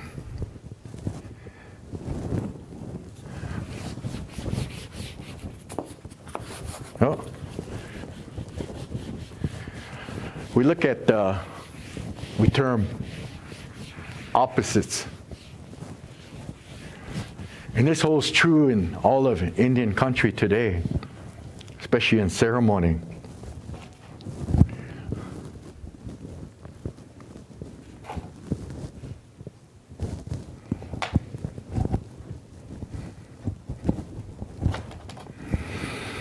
We say, in Maikate words, we say antonyms, opposites.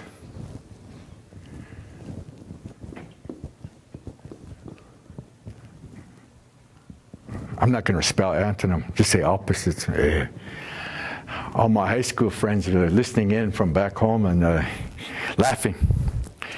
Opposites, one can't work without the other. We look at the opposites in life.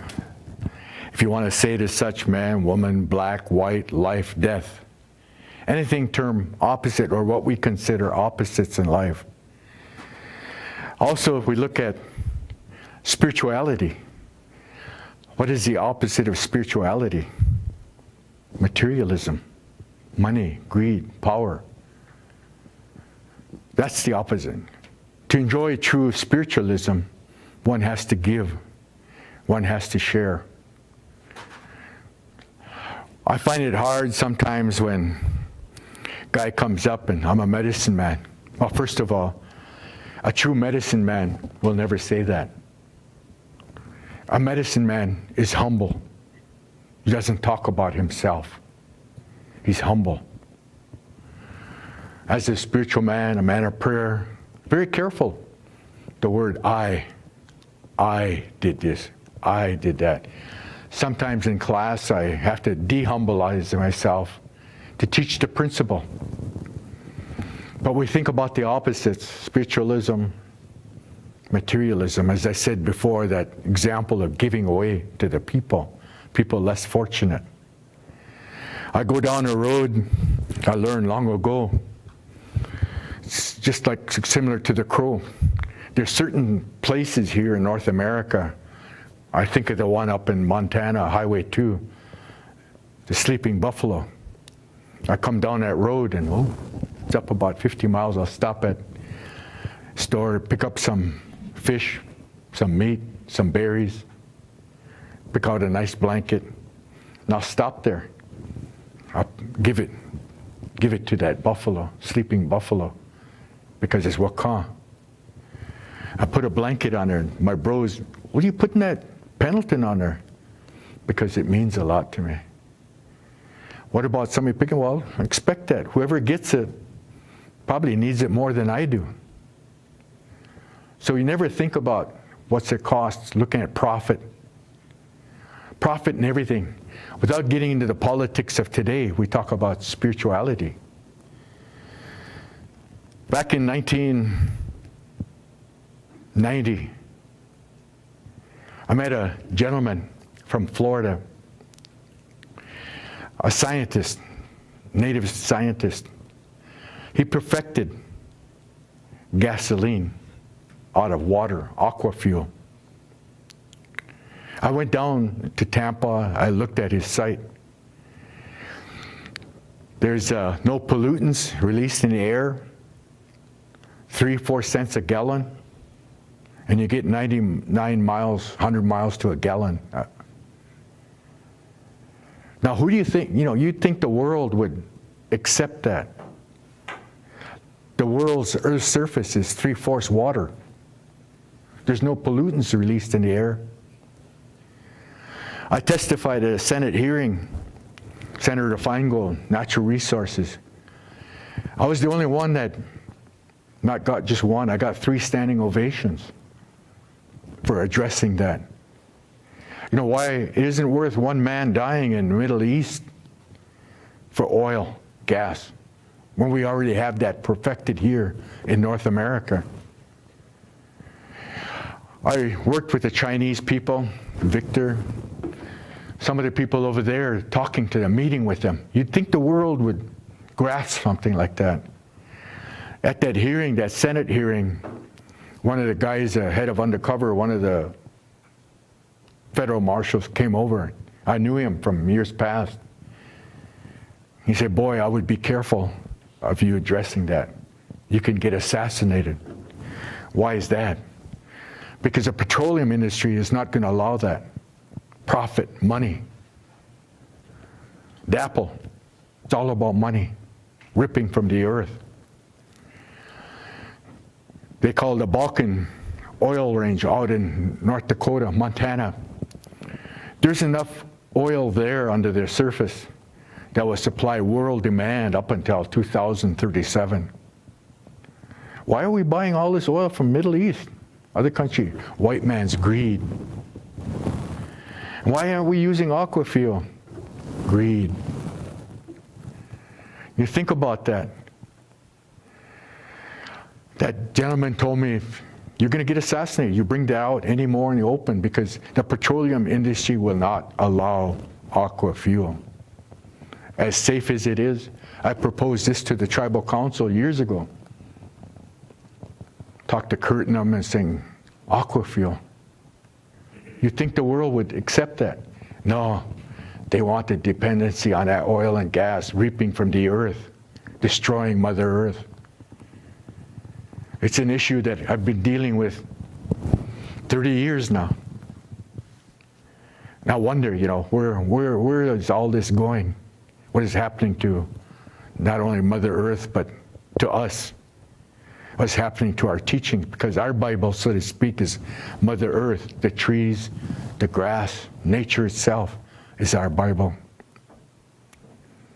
Now today, with all of that being destroyed, might not be a tomorrow. Last July, guy come up to me wearing Trump and all this stuff, and I didn't say nothing. And he started kind of putting down Indians. I looked at him and, excuse me? I said, I fought for your right to wear that hat. I shed my own blood. You think about that. For your right to do it, as well as my right to stand here and say what I have to say. You think about that before you go and protest. I was one of the gaming commissioners back in the 90s, and a lot of people from down here went up for that gaming meet, investors wanted to come to Canada. I met a gentleman, Krebs, who owns all the casinos in Europe, Eastern Europe, and Russia. His right-hand man was a lawyer of mine, Wilder, I hope you're listening. He was Donald Trump's right-hand man. But at that time, that era, he was putting down Indians. They didn't look Indian out east, and it was Indian people, and all he talked about was profit, money, money, money. And there were articles, I still saved those. I still have those articles, and putting down my people. So it took me down Fifth Avenue, it took me down to Trump Palace, it took me to his office, and Don wants to meet you. I said, no, I really don't want to meet him because he's a racist. He's putting down my people.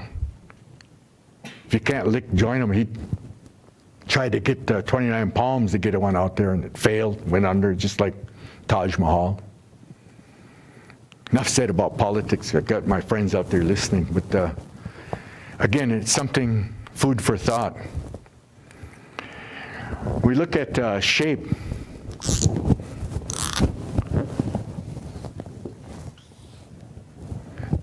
The conical shape, teepees, pyramids, is a form of intelligence gathering. It was not a domicile. Teepees long ago were not a domicile, place you lived in. It was a place for the spiritual people, medicine people. It is believed that as a form of intelligence comes from the universe, attracted to a point. The medicine room will put their head at the absolute center to gain that knowledge from the universe. You wonder how some of these people never traveled over the horizon, but yet are so knowledgeable. So knowledgeable because they use shape, form, to gather that intelligence. While on that same subject, I have to think, position, direction. When we lay our dead down to rest, all their bodies, their head are facing to the east or looking to the east. Our bodies are shaped elongated like a compass and a needle. Again, common sense. I learned this in Mexico. Common sense. Why are lodges Our chipotokes always face the east. Our beds always should be facing east and west. Or excuse me, north and south, because only the dead reside east and west. You put your your head to the north, to the south. You enjoy a far more restful sleep than you would east and west. Common sense. You think of a compass, electricity. Our life is based on static electricity. When these electrons, they bombard your body sideways rather than the elongated way, like a needle and a compass. You sleep far more restful on a north-south axis. For those that sometimes may not believe it, sleep 3-4 times east and west. Next 3-4 nights, sleep north and south. And I guarantee you, you're going to change your beds. Even myself, I go to different motels when I travel, stay at someone's home, in the middle of the night, moving that mattress around. Because I grew up that way. I believe in that. I know that. Along that same line, something that you're going to chuckle, but tend to find that how true it is. When you take a mate, a wife, a snag, girlfriend, boyfriend, what side of the bed does she sleep on? Guys, think about it. Does she sleep on the right side or on the left side? Old teaching, long ago. Men, put the woman on the left side, closest to the heart. Closest to the heart. Your body, based on static electricity, is like a battery, a generator. When they take each other as mates, she becomes dependent on his life source, his battery. Usually when one passes on, not too long later, the other one will too, because they're dependent on that battery, that life. Now, you move to a new home, new house, Maichete house. Beds are a little different, you know. My kids got to get up early and go to school in the morning. So they switch positions. You probably heard the expression, oh, you must have woke up on the wrong side of the bed. The wife is cranky and mad. Right? She took the role of the man. So again, that has what we call dominancy. I kind of laugh, my friends, Maichete, they'll all be chuckling. You know, when you think about that, how true it is. Dominant. Who wears the pants in a family? Some of you think about your mom, your choies, your grandma. Who wears the pants in a family? Who's the boss? Think about it. And out of curiosity, ask them, what side of the bed do you sleep on? You're going to laugh. So guys, keep her over there. But no, that's something that I learned long ago. Wealth is not based on material value, spirituality. My travels into Mexico, I was very fortunate. Got invited in 1979, all due respects to Florencio Yescas, and gentleman, a high priest. I never knew who he was until I went down there. Their ceremonies down there, they have anywhere from 2 to 5 million HoChunks in one place. With a multitude like that, there can't help but be power, spirituality. I went as a warrior. So for the next 52 years from that date, they honor my spirit as a warrior. And today, I think, yeah, it's an honor. When I go back at the, hopefully I'm still alive, go back at the end of the, I'm going to put on a big giveaway, give to their high priest. They have a hierarchy. They're similar. They have medicine men just like we do. They have medicines that we don't have. A lot of people go down there to see them. Another thing, a medicine man doesn't come to your home. You got to go to his home. You got to go see him. His medicine only exists in his home fire. Years ago, there was a guy that come to me, Cree guy, and he was sitting there, kind of half mad. So what's the matter, brother? What's the matter? He said, this guy said he was, my mom had cancer. He said he was going to cure, but he wanted $5,000. So give him the $5,000, he came and nothing happened. My mom died. And he wanted retribution in part. He was mad. Asked me, what do you do about it? I said, well, first of all, who do you blame? The person that committed this offense, or the person that's naive to believe the lies? Because if you had the ability to cure cancer, you'd be a zillionaire. It's a worldwide epidemic. To believe that, I'm sure I believe in miracles, but to cure cancer, that's pretty hard to believe, you know. $5,000. He walked away laughing, you know. But again, it came back on him. He's no longer here today. So again, it's something that, you know, we think about. Common sense for many of you out there. Common sense for you out there. Think about it. In the Indian way, there is no waving of the fan or the wand and voila, you're healed. It takes time. It takes time. You do that when invited to do ceremonies. You do the ceremony first, and then later, what do they offer? You take in return. I do that in everything I do, especially try to always help other people. I don't demand this or ask that. No, a lot of times they give you more, you know. Which kind of leads to a story. I asked permission from the family earlier. Back about 10 years ago, 12, 13 years ago, the Sioux people up in Fort Thompson, one of our resting sites, HoChunk, we were there for a while. They were bothered by spirits. They were approaching the children. They were approaching the children and bothering them at night. And one of my brothers, Russell, called me. And he said, yeah, they're having problems. What do we do about it? How can we help their people? They approached the Winnebago tribe here, and I have to commend the tribe for taking the lead on it. And so he called, and I said, well, you can call home. We got clans, upper, lower order. Exactly the point that I just spoke about. You can call this leader, this leader, this leader. But if they turn around and say, I want this much money, how much am I going to get? I have to say, they're not real. It's not real. They don't believe in what they teach.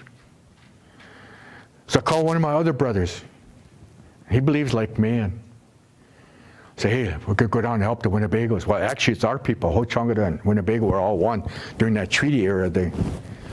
So I came down here and met with the tribal council, spoke to them for a good hour, and then the ladies were real helpful, asking, what do we cook? And kind of what I addressed earlier. These are the stuff what the people ate back in the 1800s. So Tommy and some of the guys got together, got some buffalo and deer, and the veterans color guard went up there, which is cool, right on, right on. So we went up there. Got an Enoke night before, and I was tired. I only slept maybe half hour. Went over to help the ladies get the table ready. So I had to explain to the boys that were there, this is done, this is done, this is how it's done, this is the prayer, this is how we carry it on. Oh.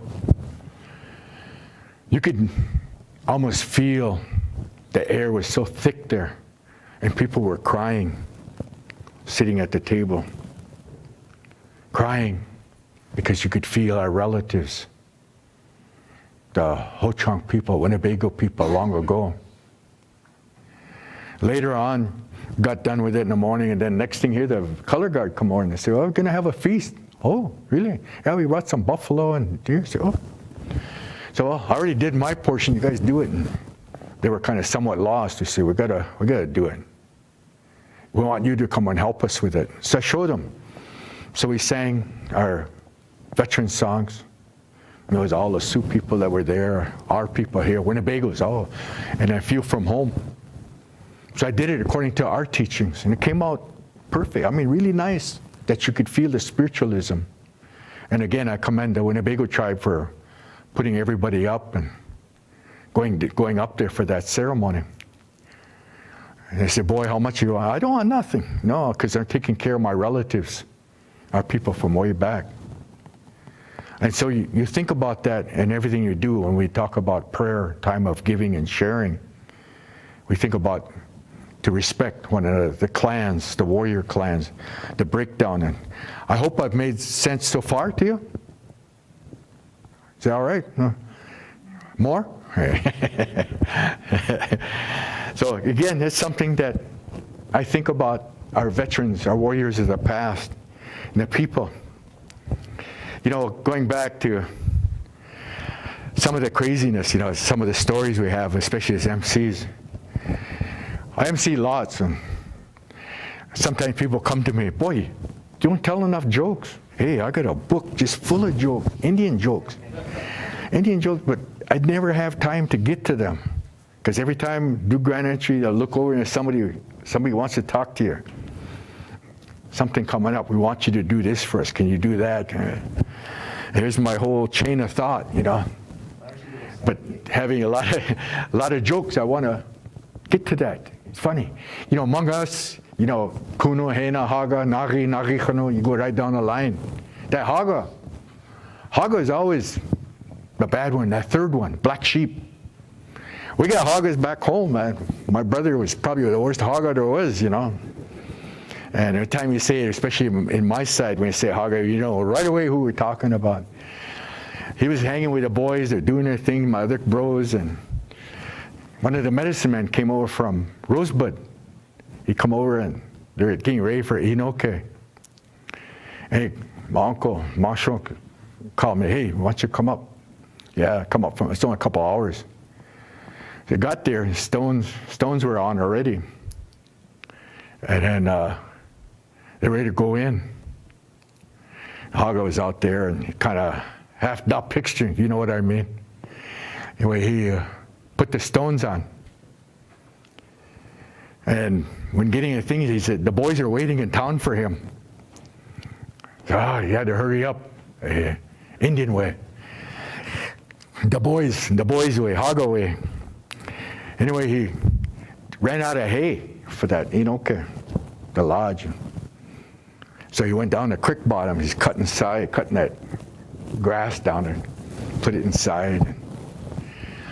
And as soon as the guys came in, those leaders, they all sat down and started to get pretty warm, started sweating right because HoChunks, boy, ours are hot, you know, Dakatsi.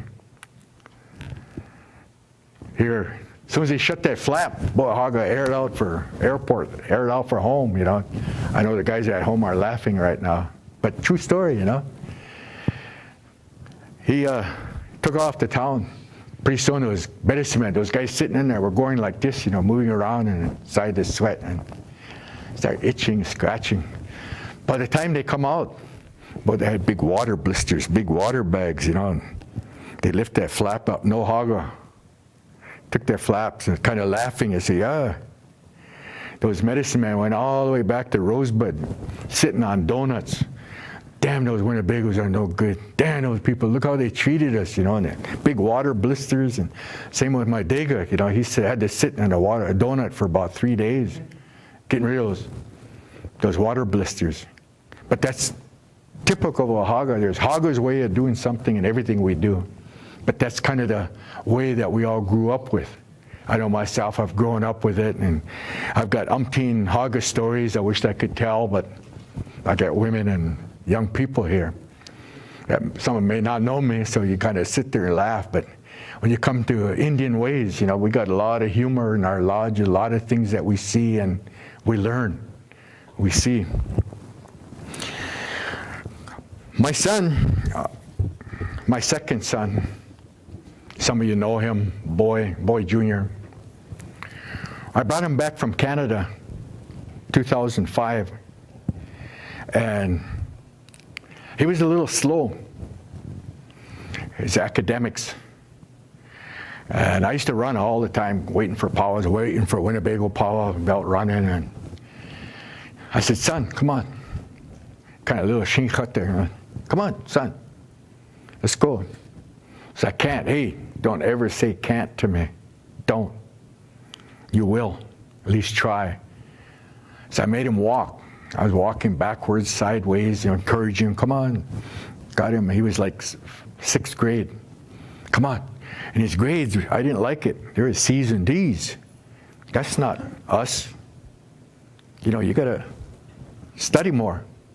Got to study smart, I call it. So I give him a little exercises and everything, but I got him into running. Finally got it. I started out with a quarter mile, half mile, mile, pretty soon up to 4 miles, 5 miles, and got to a point where he took off on me. I was looking, I could see him holding out on me, or holding, for me. I said, go. Took off. Hey, he went and lettered in freshman year of high school, right on track. Almost went to state. And what happened in that process was his grades within 1 year shot from C's and D's to A's, almost on the honor roll, academics. I made an extrovert out of an introvert because he was reluctant. He held back. And I'd say to especially a lot of young ones, the parents out there, running is the power of life. Always run, and run. It brings harmony. Just like dance brings harmony with Mother Earth. Running is the secret to life to me. I run today. Right now I still got my COVID coat on right now, but I run 3 times a week, 3 miles or 1.5 miles, just in case something comes up. But just to keep in shape for my health. I haven't been to a doctor since 1988. People get mad at me, shame on you. So, well, I feel all right. I dance when I can and still run. But I cannot emphasize enough about running. It's called hemispheric teaching. Right brain, left brain. Left brain is academic. People, some that really sharp when it comes to academics, A's, B's, they're dean's list. All they do is study and study, but you don't see them getting active. They're not very artistic, maybe not that popular. They're academically smart. They're sitting over here, and in the Indian way, we're always artistic. We always dance. We're always doing something to keep your right brain functioning. When you train and practice using, say, right brain teachings, it overlaps into the left brain, helping academically. I think of my teachers back home, my fellow students in high school. They had a tremendous impact on me. I come from we didn't have very much. Like I said, in the Chipotake. Reason I excelled in sports is because I lived in a wigwam, Chipotake. We didn't have running water, electricity. I used to run a trap line. I'd get up about 5 in the morning, or jogging literally to go check each line, get back and then head for school. One of the reasons I went in early was because the school had a shower. I go take a shower early in the morning before students come. That was my only way to get a shower. But I'm proud of that. Times I wished a lot of our own children were brought up that way. They wouldn't take things for granted. Just flip a switch and you got lights, turn a dial, you got heat, then you got water. We drank from a well. Another really important point I want to bring out, HoChunk, Wangchik way, cleaning our body. Cleansing our body. Every spring, every fall, I think the elders that are here will probably agree and kind of chuckle. But every spring, when the buds come out in the tree, just life coming back to nature, Mother Earth. That's incidentally, it's also when you start fasting. Always fast when the buds just start coming out on our trees, because Mother Earth is coming to life. After all, you want a spirit that is alive than something that is dying if they fasted in the fall. That's the essence of. But again, I think about what my grandmother, and we all drank that munkuski, that fern. We drink that munkuski and hit the O, machungore, give you an enema. And I sat in that thing all day. Couldn't leave, every little while. Because it cleaned my body, cleaned everything out of me. Today, arthritis, cancer, I think my medical people will probably agree, There's so much enzymes, negativeness in our body that we have to unload and get rid of. And the HoChunks, we did that. We cleansed our bodies. I used to go jump in the creek. My grandpa and I jump in the creek up until almost November. After that, the ice came in. But the shock that was to my body kept me healthy. So today, it's kind of hard sometimes not cleaning my body. I just go to Walmart, pick up a nitrate, citrus nitrate. Certainly does the job on me. It's the same thing they use when you go in for your colonoscopy, clean you out, But you have to do that. You have to clean your body. So I cannot emphasize enough about cleansing your body in the fall and the spring. Spring gives you more energy. You're more immune to a lot of the sicknesses of today. The terms they have today, I just cannot believe. For everything, there's a medicine for this, and this. Geez, when does it end? I'm not a pill taker. I try not to. I take my vitamins, but somebody gives me medication for what? Just simply go run. I got a headache coming over, got a hangover, I'll just go for a run. It's gone. And I can't, like I say, emphasize how much good that does for a body. Cleaning your body. Getting to a point now where academics, council, dealing with contemporarism, the mind.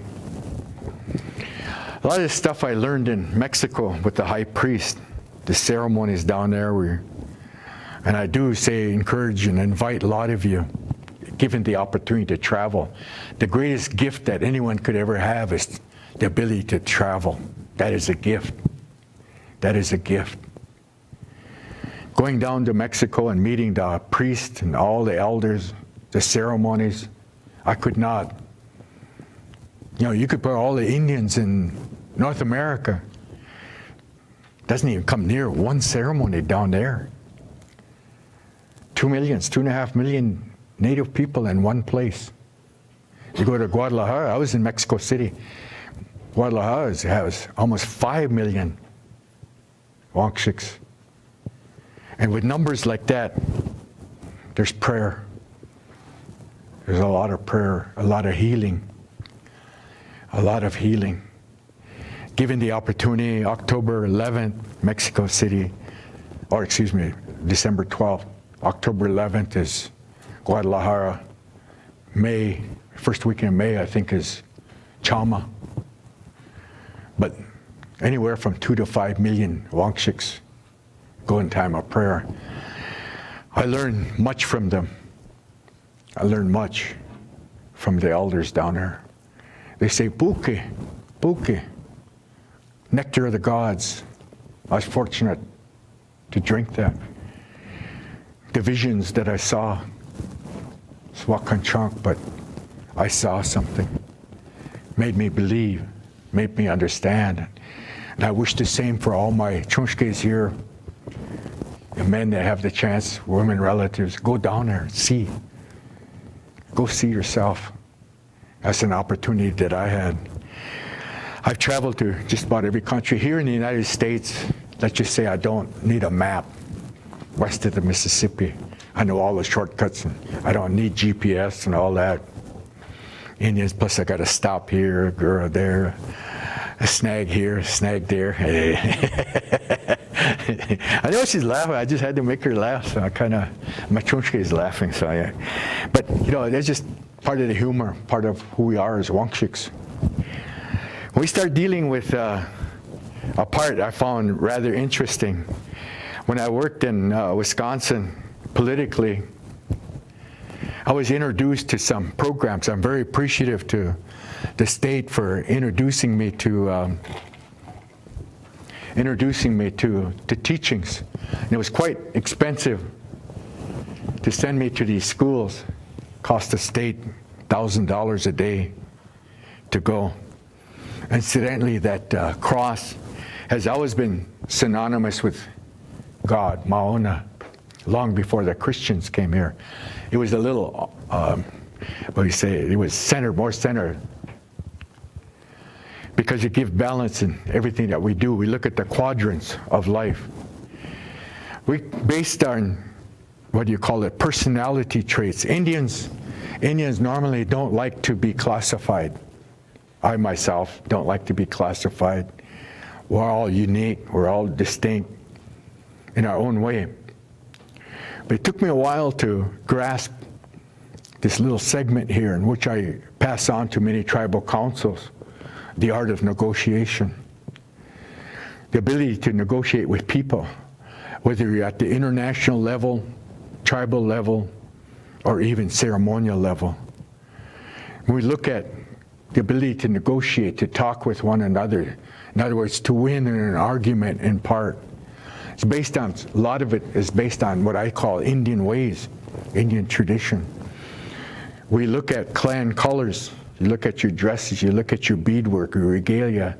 It says a lot about a person, how we carry on.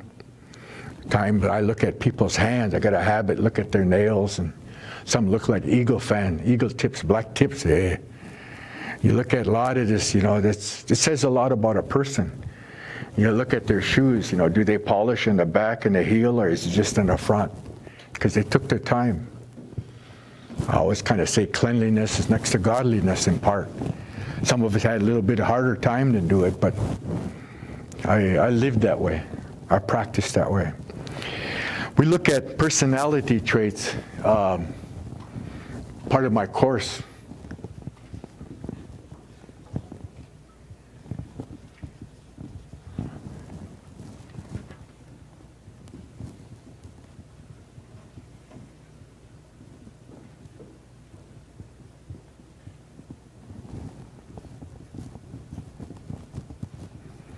This is a whole different class. It would take me a whole day to explain, but I'm going to touch over it briefly.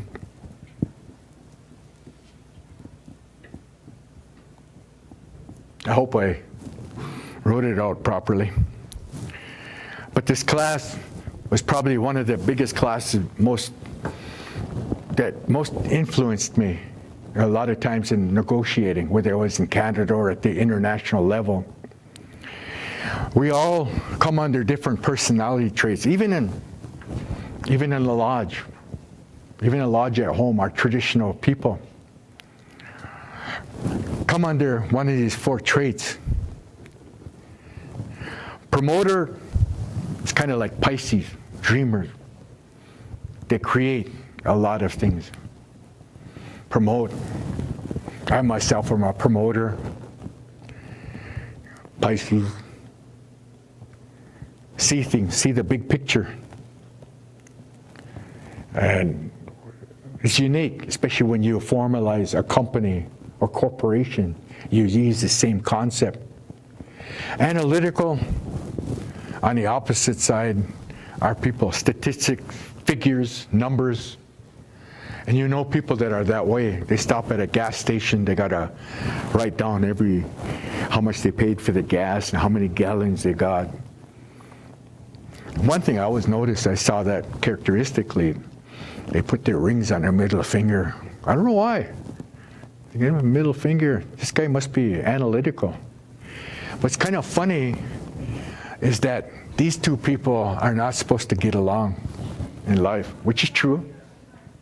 But because I'm aware of this program, my best friend, my best friend, dead center, analytical, because I know him. And statistics, figures, numbers, everything's just so. Puts his shoes on, his chair a certain way, pens are sitting down.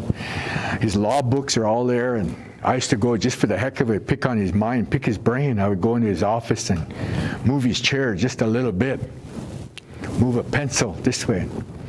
Next thing I could hear him yelling at me, "Boy, what? You been in my office?" I kind of laughed. "How do you know?" "Because my chairs move, my pencils move." Or I'll take a law book and I'll shift it, change it. I like to play with his mind that way. But because I know him, I know where he's coming from. And I'll get to the gist of it, but just the characteristics of that. Dominant, he's the big cheese, the big boss. No matter what, you know, at every corporation, family, council probably, there's dominant people. Got to be the cheese, got to be the boss, got to be it,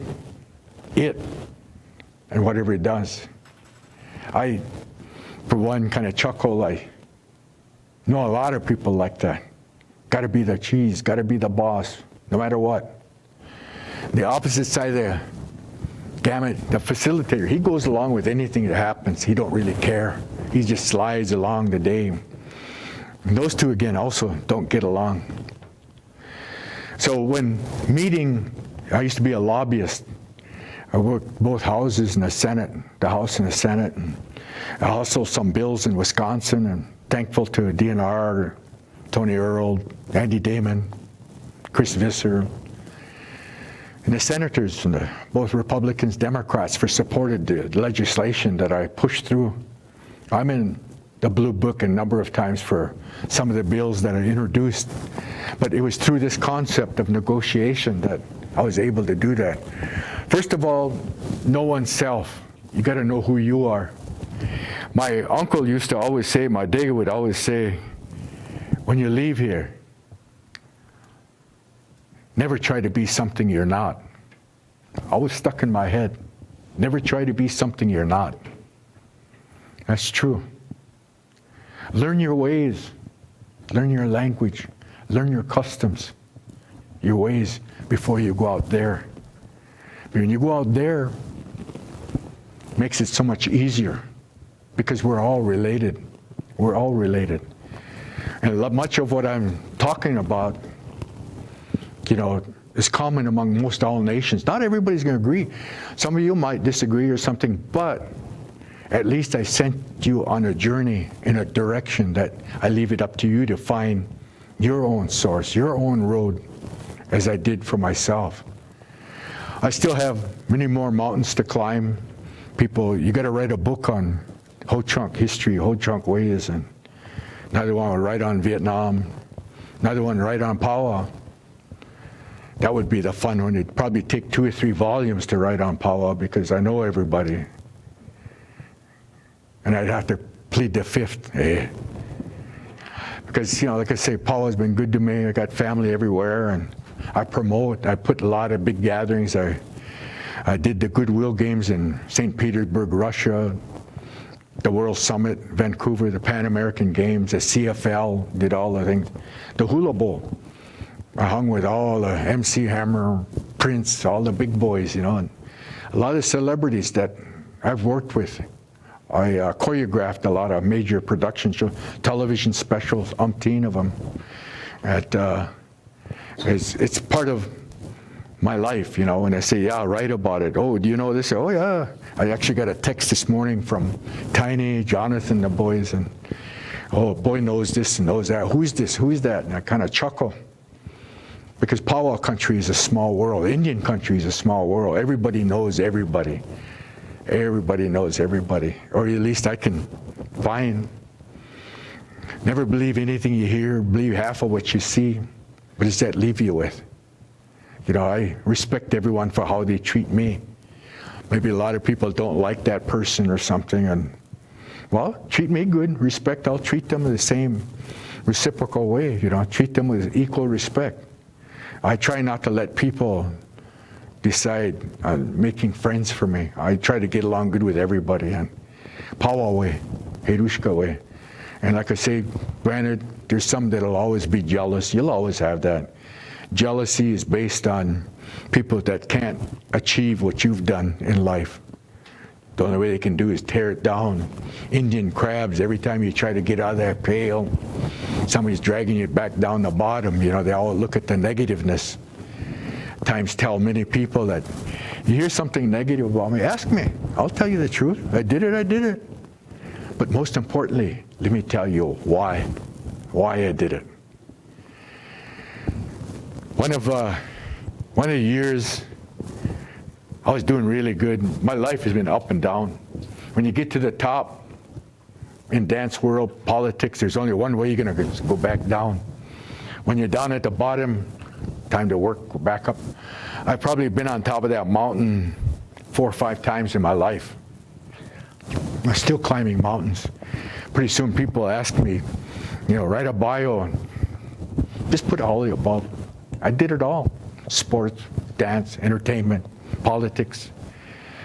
And it's been good.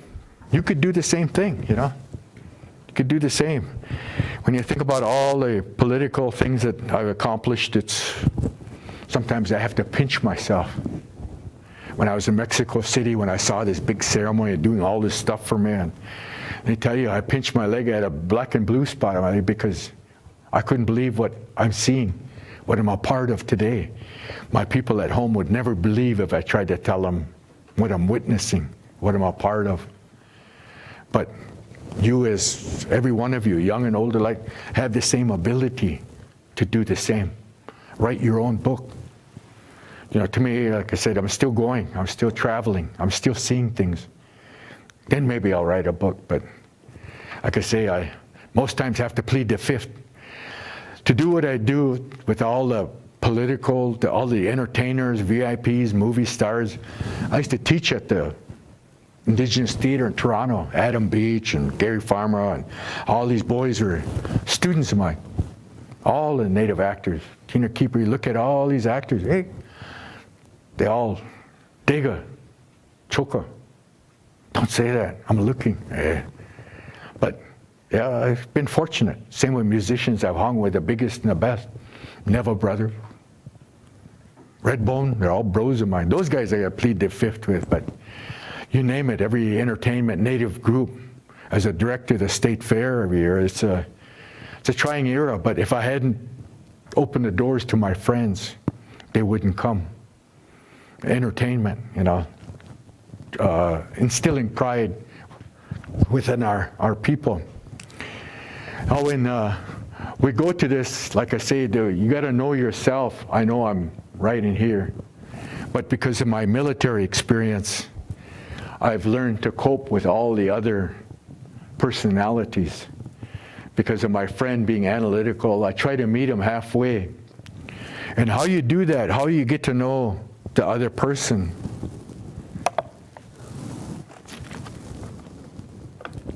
I don't talk to him. I don't talk to his wife. I talk to friends, their secretary. What's this person like? Does he write down figures? Every characteristic, does he write down figures? Does he just go with the flow? Does he always want to be the cheese? So when I was doing my lobbying one of the senators, I find out where he comes from. Well, he's dominant. Okay, when I do the hearing, we get to vote on a floor, when you testify, I want you to be the lead on it. I satisfied his ego. Thus he's going to sign. And same thing with analytical, figures, numbers. Boy, he just loves it, lives for writing down numbers, so he's going to cite statistics in his presentation. I got a supporter. This guy, pretty easy to satisfy because he'll go along with the flow. Goes in, promoter, all I got to think about is myself, how I'm going to promote. That's easy to do. Well, how can I do that? Because I know myself. So always you got to know yourself. So analyze this in your own way, as far as like Winnebago way, analyze those 4 persons. And sometimes you kind of say, I disagree. But you're going to find later on in life that We all fit. Even in my lodge back home, some people, other clans, maybe I might not agree with this guy, but it fits.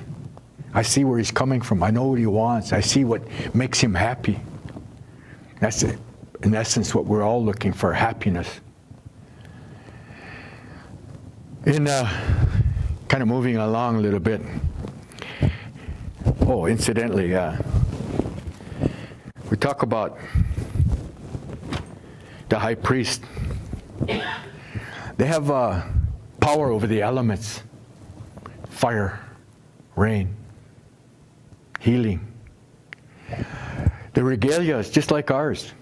It has a story, not necessarily clan affiliation, but their belief, spirit guides. And the feathers that they use. This guy was perhaps one of the most influential of all the high priests of all time. He was the number 2 high priest. There was one guy higher than him in Guadalajara, who I recognized very highly, became a brother to them. The dances, the feathers, the power of healing, walking on fire, the cold. You got to believe in yourself. I witnessed it as they walked across. I couldn't do that. I don't believe hard enough that these people have the ability to levitate, being able to come up off the ground. I've seen it. It's real. The power of believing. We look at the earth, the polar caps, everything's shifting, as I was saying earlier. I warned that guy down in New Mexico, that Trump guy. Be careful. Be careful, because I have to say there's going to be a big change, and it's already happening. You look at what's happening in the Antarctic, the earth shifting, that there's a polar change is coming. It's going to be devastating to our people. Now you know why I live in New Mexico. It's true. We're in for one heck of a cold if this thing happens here in the Midwest, Wisconsin. If you ever been to Germany, it's cold. It's like being up in Hudson Bay. When you've been to the Arctic Circle, something you don't really enjoy is cold, but people survive, live that way. The indigenous, the native people lived that way. Just like I lived in that Chupoteque, the old way. We adjusted, we adapted to it. Hunting, trapping. Luck goes to people that work, are humble. Some of us gamble. We go to gaming casinos. One of my HoChunks comes over and she slips in a $50 bill. It's a $100 bill put in. And I kind of look at her, and it must be bingo going on tonight. Something, or she just won. She's sharing her wealth.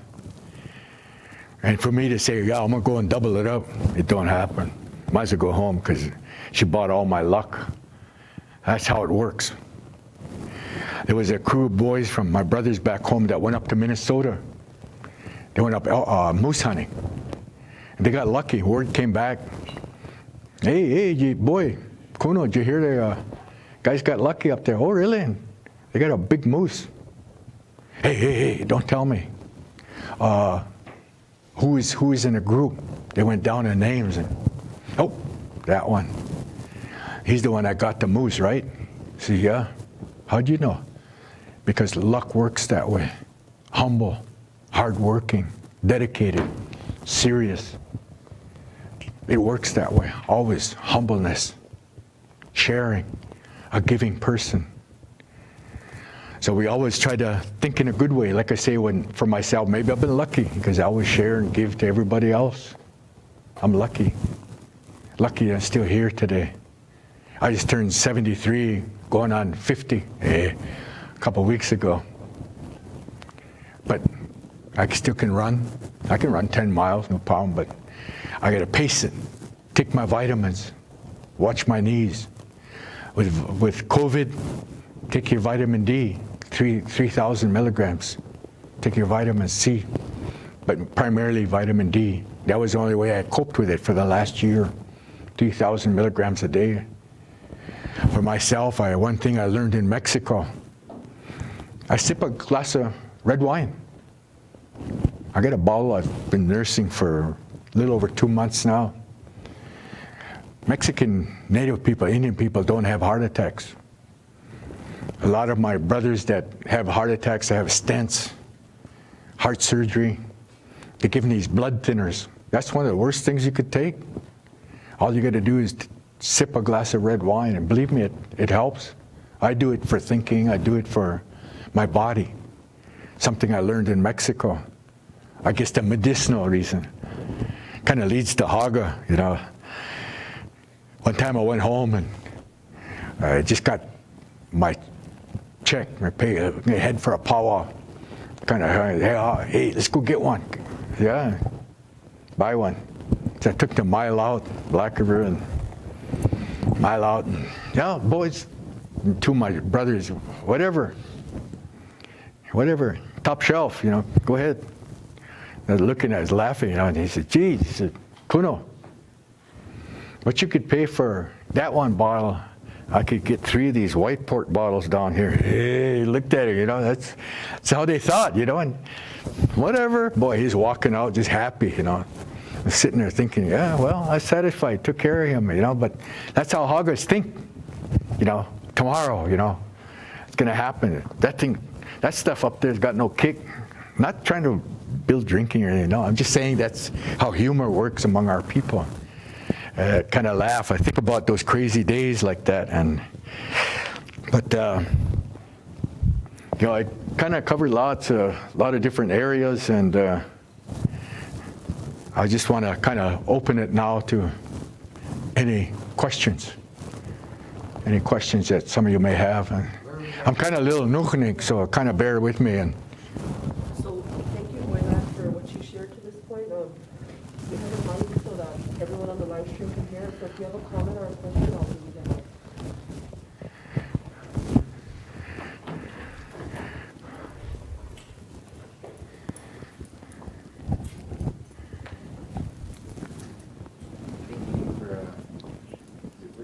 I know I can't hear. Can you turn it up? I do want to thank our IT and team, Garen and all them for setting this up. Testing, 1, 2, 3. Yeah. Can you hear me? Aho.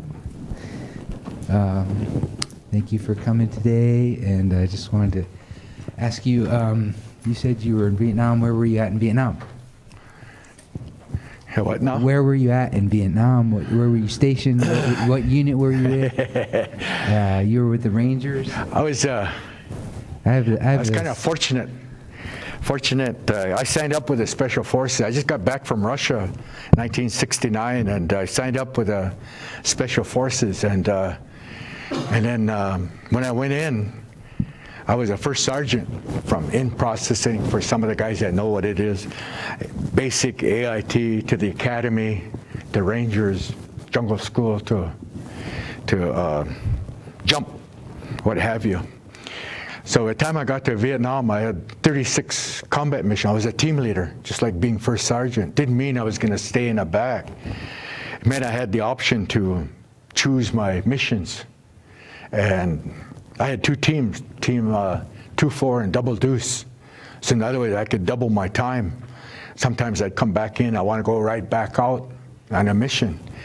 And there's something, getting to that on veterans, is there's a fine line between a hero and a fool. When people talk about heroics. In actual combat, it's not an easy thing. I prayed Indian way, and I offered tobacco, put a little bit of food out before I took my team out. We'd go in 6-man teams, most of it behind lines, and I enjoyed that. And we didn't operate in company-size elements. In being a team leader, there were not too many Indians. I talked to a couple other Rangers, and they weren't at the team leader level, nor especially first sergeant. But I worked my way up all through training, and I got hit pretty bad. That's why I lost a lot of my hearing. Got trouble with my eye, and they call it Agent Orange, all of that. I don't try to fall on those crutches. I just try to go along with the flow and give it to the other guys, and they need it more than me. So being with the Rangers, yeah, I was quite honored. A few years ago, I was down in Los Angeles, and there was a guy, a helicopter pilot, that saved me, my team. 2-3 missions, and he was ordered, because I'm on a phone on the ground, and to come in, medevac, pull us out. And this guy told him, no, I'm not leaving. It's Shamrock 24. I was Tangalima 24. And I met this guy in Los Angeles. He was a helicopter pilot. And I said, hey, I always wanted to get a hold of this guy, Shamrock 24, 1971, on K. I said, I'd like to try and touch base because I wanted to honor him. I wanted to give to him because I wouldn't be here if it wasn't for him. I said, let me see what I can do, because there's a book, a log book, that tells on who all the call signs were. And next day he called me. I said, hey, I have his number. He lives down by San Diego, Spanish guy. I said, yeah, I'm going to call him. So give it a couple hours, let me think about it, what I'm going to say. So I called him, and his wife answered the phone. And I asked about him, wanted to touch base with him. She kept saying, who is this? Who is this? And this is Sergeant Ladd, Tangalima 24. Let me talk to him. Next thing, you could hear a loud noise in the back, and he fell on the floor. He collapsed. He was crying. He went into a breakdown, which a lot of guys that came back, they were in heavy duty, especially helicopter pilots. He broke down, and his wife got on her phone and said, don't ever call here again. Don't call here. Now I'm going to have to deal with this for the next year or two, trying to bring my husband back down. It hurt, because I wanted to honor him. I wanted to think of him in a good way, give to him for saving my team, my men. With 36 missions, I had 32 contacts. 32 contacts with the enemy, firefights. I prayed, offered tobacco. I always offered tobacco for the safe return of my men. And some of my Chunshkes recall some of my stories I've told, and one of them that didn't come home. And I was just saying that a couple months ago to other, James Billy, a couple other Rangers, what it means to really be a Ranger. When someone dies in your arm and you close their eyes, that's what it means. I sat on a National Vietnam Veterans Board, the Indian side. I went to a lot of VA hospitals around the country, and it was hard to see my brother's wheelchairs, people that couldn't walk again. It was hard. Pretty soon I started thinking like that. I started thinking suicide, and it was hard. It was hard. I had a herniated disc in sciatica from my wounds. I got hit in the back. And lucky, I'm walking. I had to learn how to walk again. That's a hard thing in life. I used to kind of waddle when I walk, but now I learned to compensate. Learn to walk again. For you, which is part, again, that balance. When you lose one sense, Mauna has a way of working that you strengthen another sense. You lose your eyesight, your hearing becomes twice as strong. You lose your mobility, your mental becomes twice strong. There's always a balance in everything that we do in life.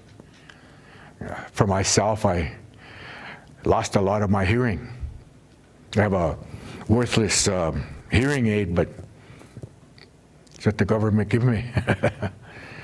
Got to try and find something out. But times I read lips. That's why when he said I had to come over and try to read through his mask. But appreciate it, the question. I appreciate the help. And speaking on behalf of the veterans out there, see a couple of brothers here, and right on. Thank you for your service. What's that?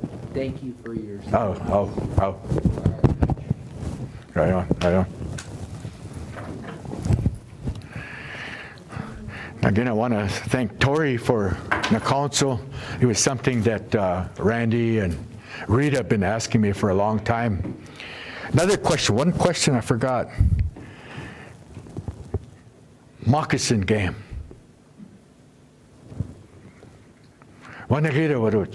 Morning. The only time HoChunk people play moccasin is when somebody passes on. It's a dead man's game. I noticed some of them trying to play because the Sioux do it, the Ojibwe's do it. It's a no-no. You don't do that. They do it maybe to entertain the people, but for us as traditionalists, you will not see me near it. You're gambling with death. You're gambling with your soul. Women, be careful. That's another thing. Women card dealing at the casino that are pregnant. You're playing with that child, unborn child.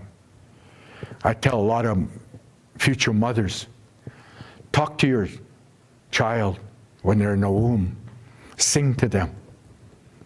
Talk to them, read to them. The Chinese people, a lot of those people, Oriental people, academically so far ahead, is because they read to their children while they're in the womb. They read to them. They talk to them all the time. Sing to them. They give them purpose before they're even born. So I can't emphasize that enough. And then, like I say, when you're gambling with your soul, your spirit. I was always told as a hunter and a trapper, never look at a baby before their eyes are open. Look at little cats or dogs. Oh, they were just born. Stay away, because it affects your luck. Takes that away from your spirit. I kind of wanted to go in a lot with shunks, but it's kind of what HoChunk in a way. The same with Road of Life story. I can talk the gist, maybe close off with that. The gist of it. The HoChunk people were gifted with a story of life. And this is told, especially in time of mourning. Someone passes on. The gist is that in the hereafter, there's a grandma, Karokehara. She sits in that Chiporaka. I enter that lodge. There's two roads going out. One goes to a gray area. The other one goes to the land of our ancestors. There's more to the story, but I'm just telling the gist of it. For the person that committed rape, killing, anything felonious, will go out that door, the gray door. And he's going to roam, his spirit's going to roam. Until the most beautiful word that our people had was forgiveness. That forgiveness came from our immediate family that are surviving today. That bridge, we all ultimately are forgiven. We all eventually will sit with our relatives in the hereafter. Sometimes it may take a little bit longer, but forgiveness. One of my grandfathers, medicine man, we went to a home. His husband and wife, the big councilman, analytical guy, real sharp planner. His wife, very beautiful. They had twins. The twins were, lack of a better word,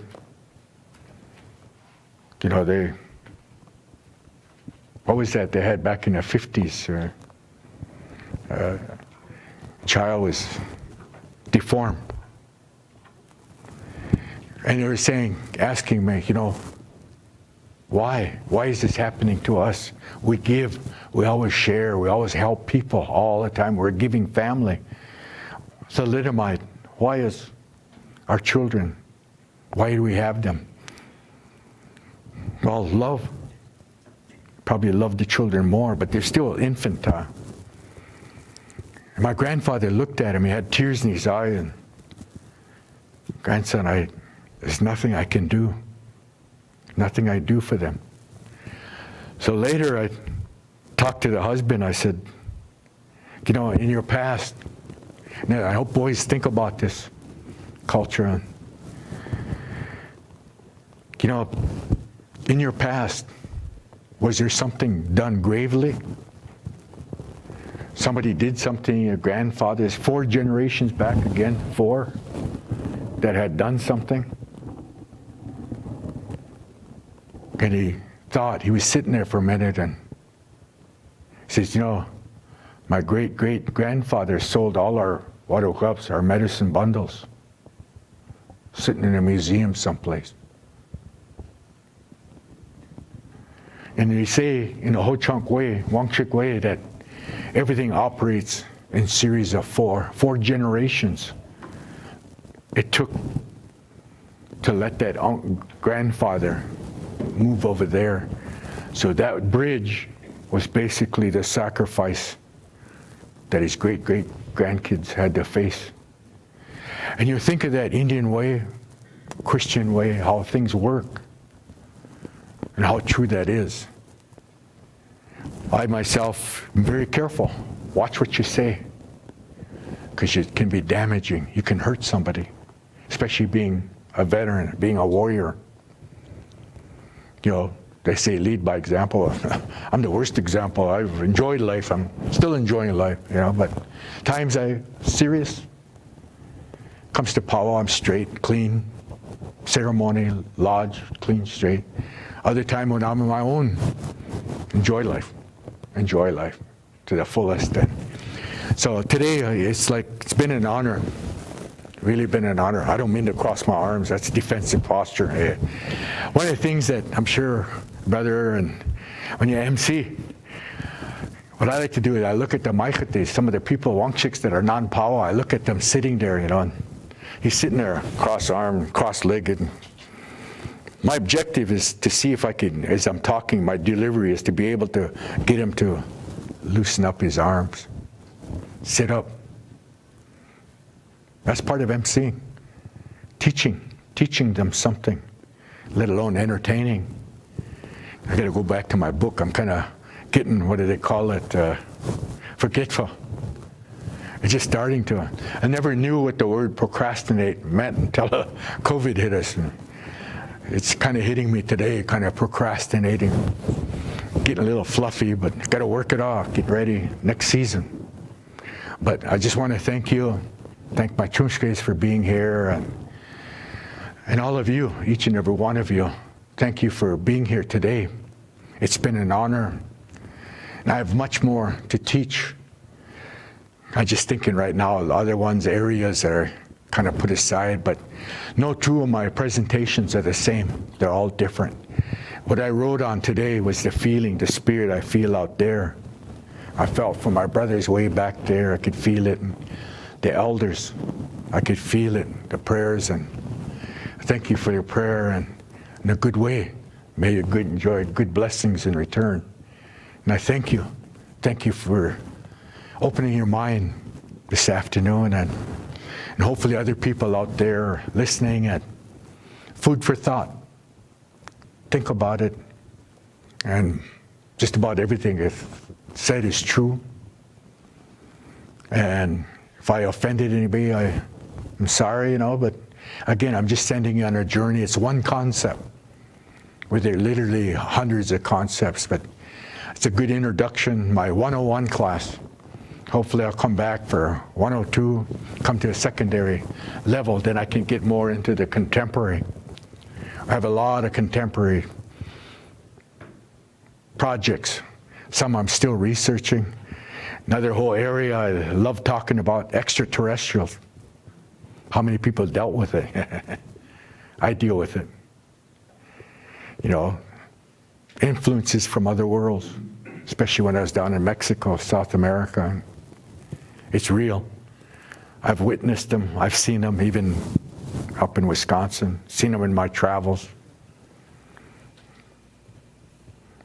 Even that I'm kind of scared to talk about because I want to sleep tonight. But part of my subject, something that we will deal with sometime down the road. But HoChunk way, we got ways to approach that, how to deal with it. And again, life is evolving, and I enjoyed coming here today. And we never say goodbye among our people. We always say, we shall see you again. Hopefully I'll come back for powwow time. Randy's already been asking, Boye, come back for the morning sessions. And my chunshke always does a pretty good job of emceeing. I say, hey, no problem, man. Darren's good. And Silas, you guys some darn good MCs coming up, you know. I like it for them, you know. Envied them, right on, right on. Times change. I try to do maybe 7 or 8 powwows in a row and then time to move on. And so, but I certainly appreciate the hospitality of the Winnebago people, and you are my relatives, you are my people, and I love each and every one of you, and we shall see you again. Aho. Jinkiti. Thank you, Mr. Boylad, for that sharing of the teachings and the things that you spoke about today, that we could all be here to hear them, and that we take something good for that from those teachings. And so with that, I'd like to invite our director of our Renaissance program, Mr. Louis St. Cyr, down, and he'd like to present you with something, because I really appreciate you, and it's an opportunity to hear those stories, and like you said, it's really special. It's never going to be the same, and we're just gathered here, and you know, I hope we do it again, and that powwow, and that we continue this these opportunities. And it's just the Tribal Council certainly appreciates you as one of our veterans, and these things that we're going. Well, we are the oldest powwow in the world, so, yes, we are, so we can't let it die, you know. I didn't even get to Little Priest stories, you know, I wanted to, but again, Pinagiki, why get up there? Yeah, well, we got the invitation from the chairwoman and the Tribal Council to come up and take part of this presentation. And so our staff is what you kind of see here in the audience, and as the director of the Renaissance program, we kind of wanted to give back, you know, the things that you shared today. You know, those are going to be carried on, you know, probably the rest of our lives, and they're going to go and teach those to our children. Some of the things and, you know, good thoughts and stuff. So they wanted to give some of these things to you and that on our behalf of that and stuff. So. Pinagigi.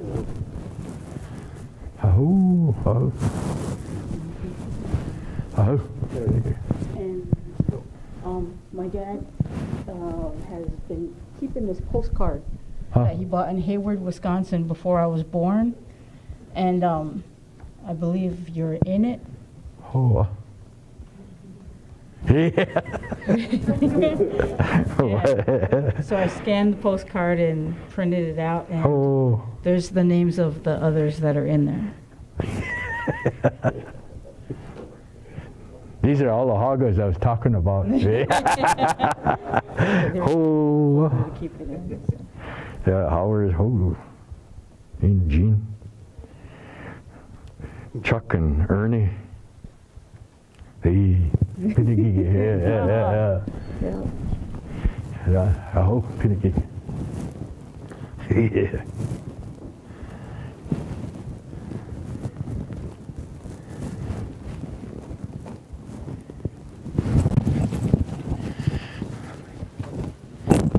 So, thank you, Boylad, for accepting those gifts on our behalf of the fine job that you did here, and we'd like to end the day with the closing prayer and invite one of our language instructors, one of our up-and-coming leaders, Mr. Tunney Cleveland, to come say a closing prayer for us.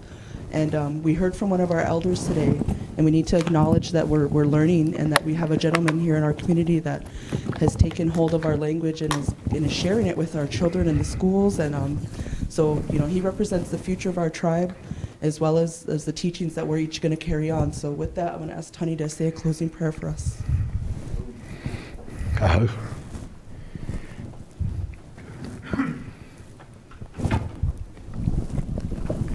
Kishna Hananch, Hini Karagi. First of all, Boye lad, Wanginam Shina Pinagigi, Hagi, a PNP Wadage, High Piction, Hegia, Nishoto Chiregi, Hegia, Jigea, Wanginam Shina Pinagi. Hegia, Hironipunun. Hegia, Hamaongi Karachikshinin. Maona Hegi Maona Hanachna Jama Eniginam Shina Pihinagigi Nagamana Gia Hedena Hego Egi Manangre Hanach Wankshiko ina Pihinagigi Enginam Shina Maona Egi Manangre Hego Wankshik Hanach Wankshiko ina Wana Jojaiske Raguna Maona Egia Jejeske Manangre Hanan Chowashada Wokit Era Rashkuni Nachke P Wana Jojaiske Raguna Nagamana Gia Egi Manangre De Egia COVID Movigaire Nagamaona Rashjan Raguin Maona Rushjan Raguin Wadakin Nagamana Gia Herena Hegon Egi Manangre Hanach, Nek Jank, Washinin, Wana Jojaiske Ragun. Nagamana Helena Hanach Manangre, Egene Short Chideki, Wangshish Akwa Niwin, Wana Jojaiske Raguna. Nagamana Hey Helena Hanach Manangre, Ege Hanach Wangshik Woshkana, Wana Jojaiske Raguna. Maona Egia. Anach Manangre Hamte Wangshinkana Hona Wangshink Hoda Wana Jojaiske Raguna Pihinagiki Nagamana Egia He Hedena Manangre Hanach Manape Hochichi Hino Gink Wa Niwin Pihinagiki Maona Nagamana Egia Manangre Hanach Manape ho chichi hino gigwa niwi wana jojaiske raguna. Nagamana gia hedena hego egi HoChunk hoit era wudakara punawin. Nagamana egia hedena Wangshik hoit era maona wudakara punawin ragu wina. Maona egia hedena egia nagamana egia hedena Wangshish ak wa niwina naga egi wangshish ak egi wa joki wahawin Boye laga rashkuni nachke pi wana jojaiske raguna naga egi maona Boye lag egi wa inginam shina pi hinagigi Ejeske egi ham choweja nagu hanina inkijui maona inkiju raguina Nagamana gia hedena hego egi HoChunk wazira hochieja egi udakara punawin maona ni sho chachi egi udakara punawin maona Nagamana gia HoChunk wo shkana naga hanachi ki karajira wana jojaiske raguna Nagamana egi ni sho chachi egi Hinuk naga egi wangra wacho juija wana jojaiske raguna Nagamana gia hedena naga waja waki kununigi wora kara punawin Nagamana gia hedena ho hamregi ho kshana pi egi maona pikshene heske hedena uwin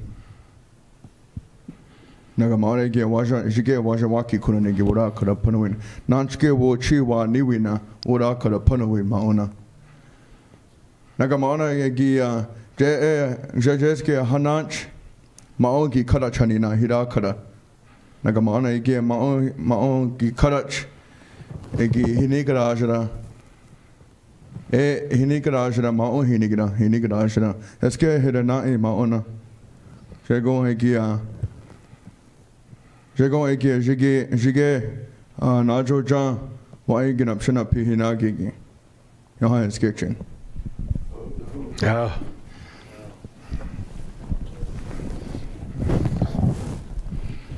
With that, we all excuse you guys have a wonderful day. Oh, tinggal lagi. Baik. Oh, good. see you again. Oh.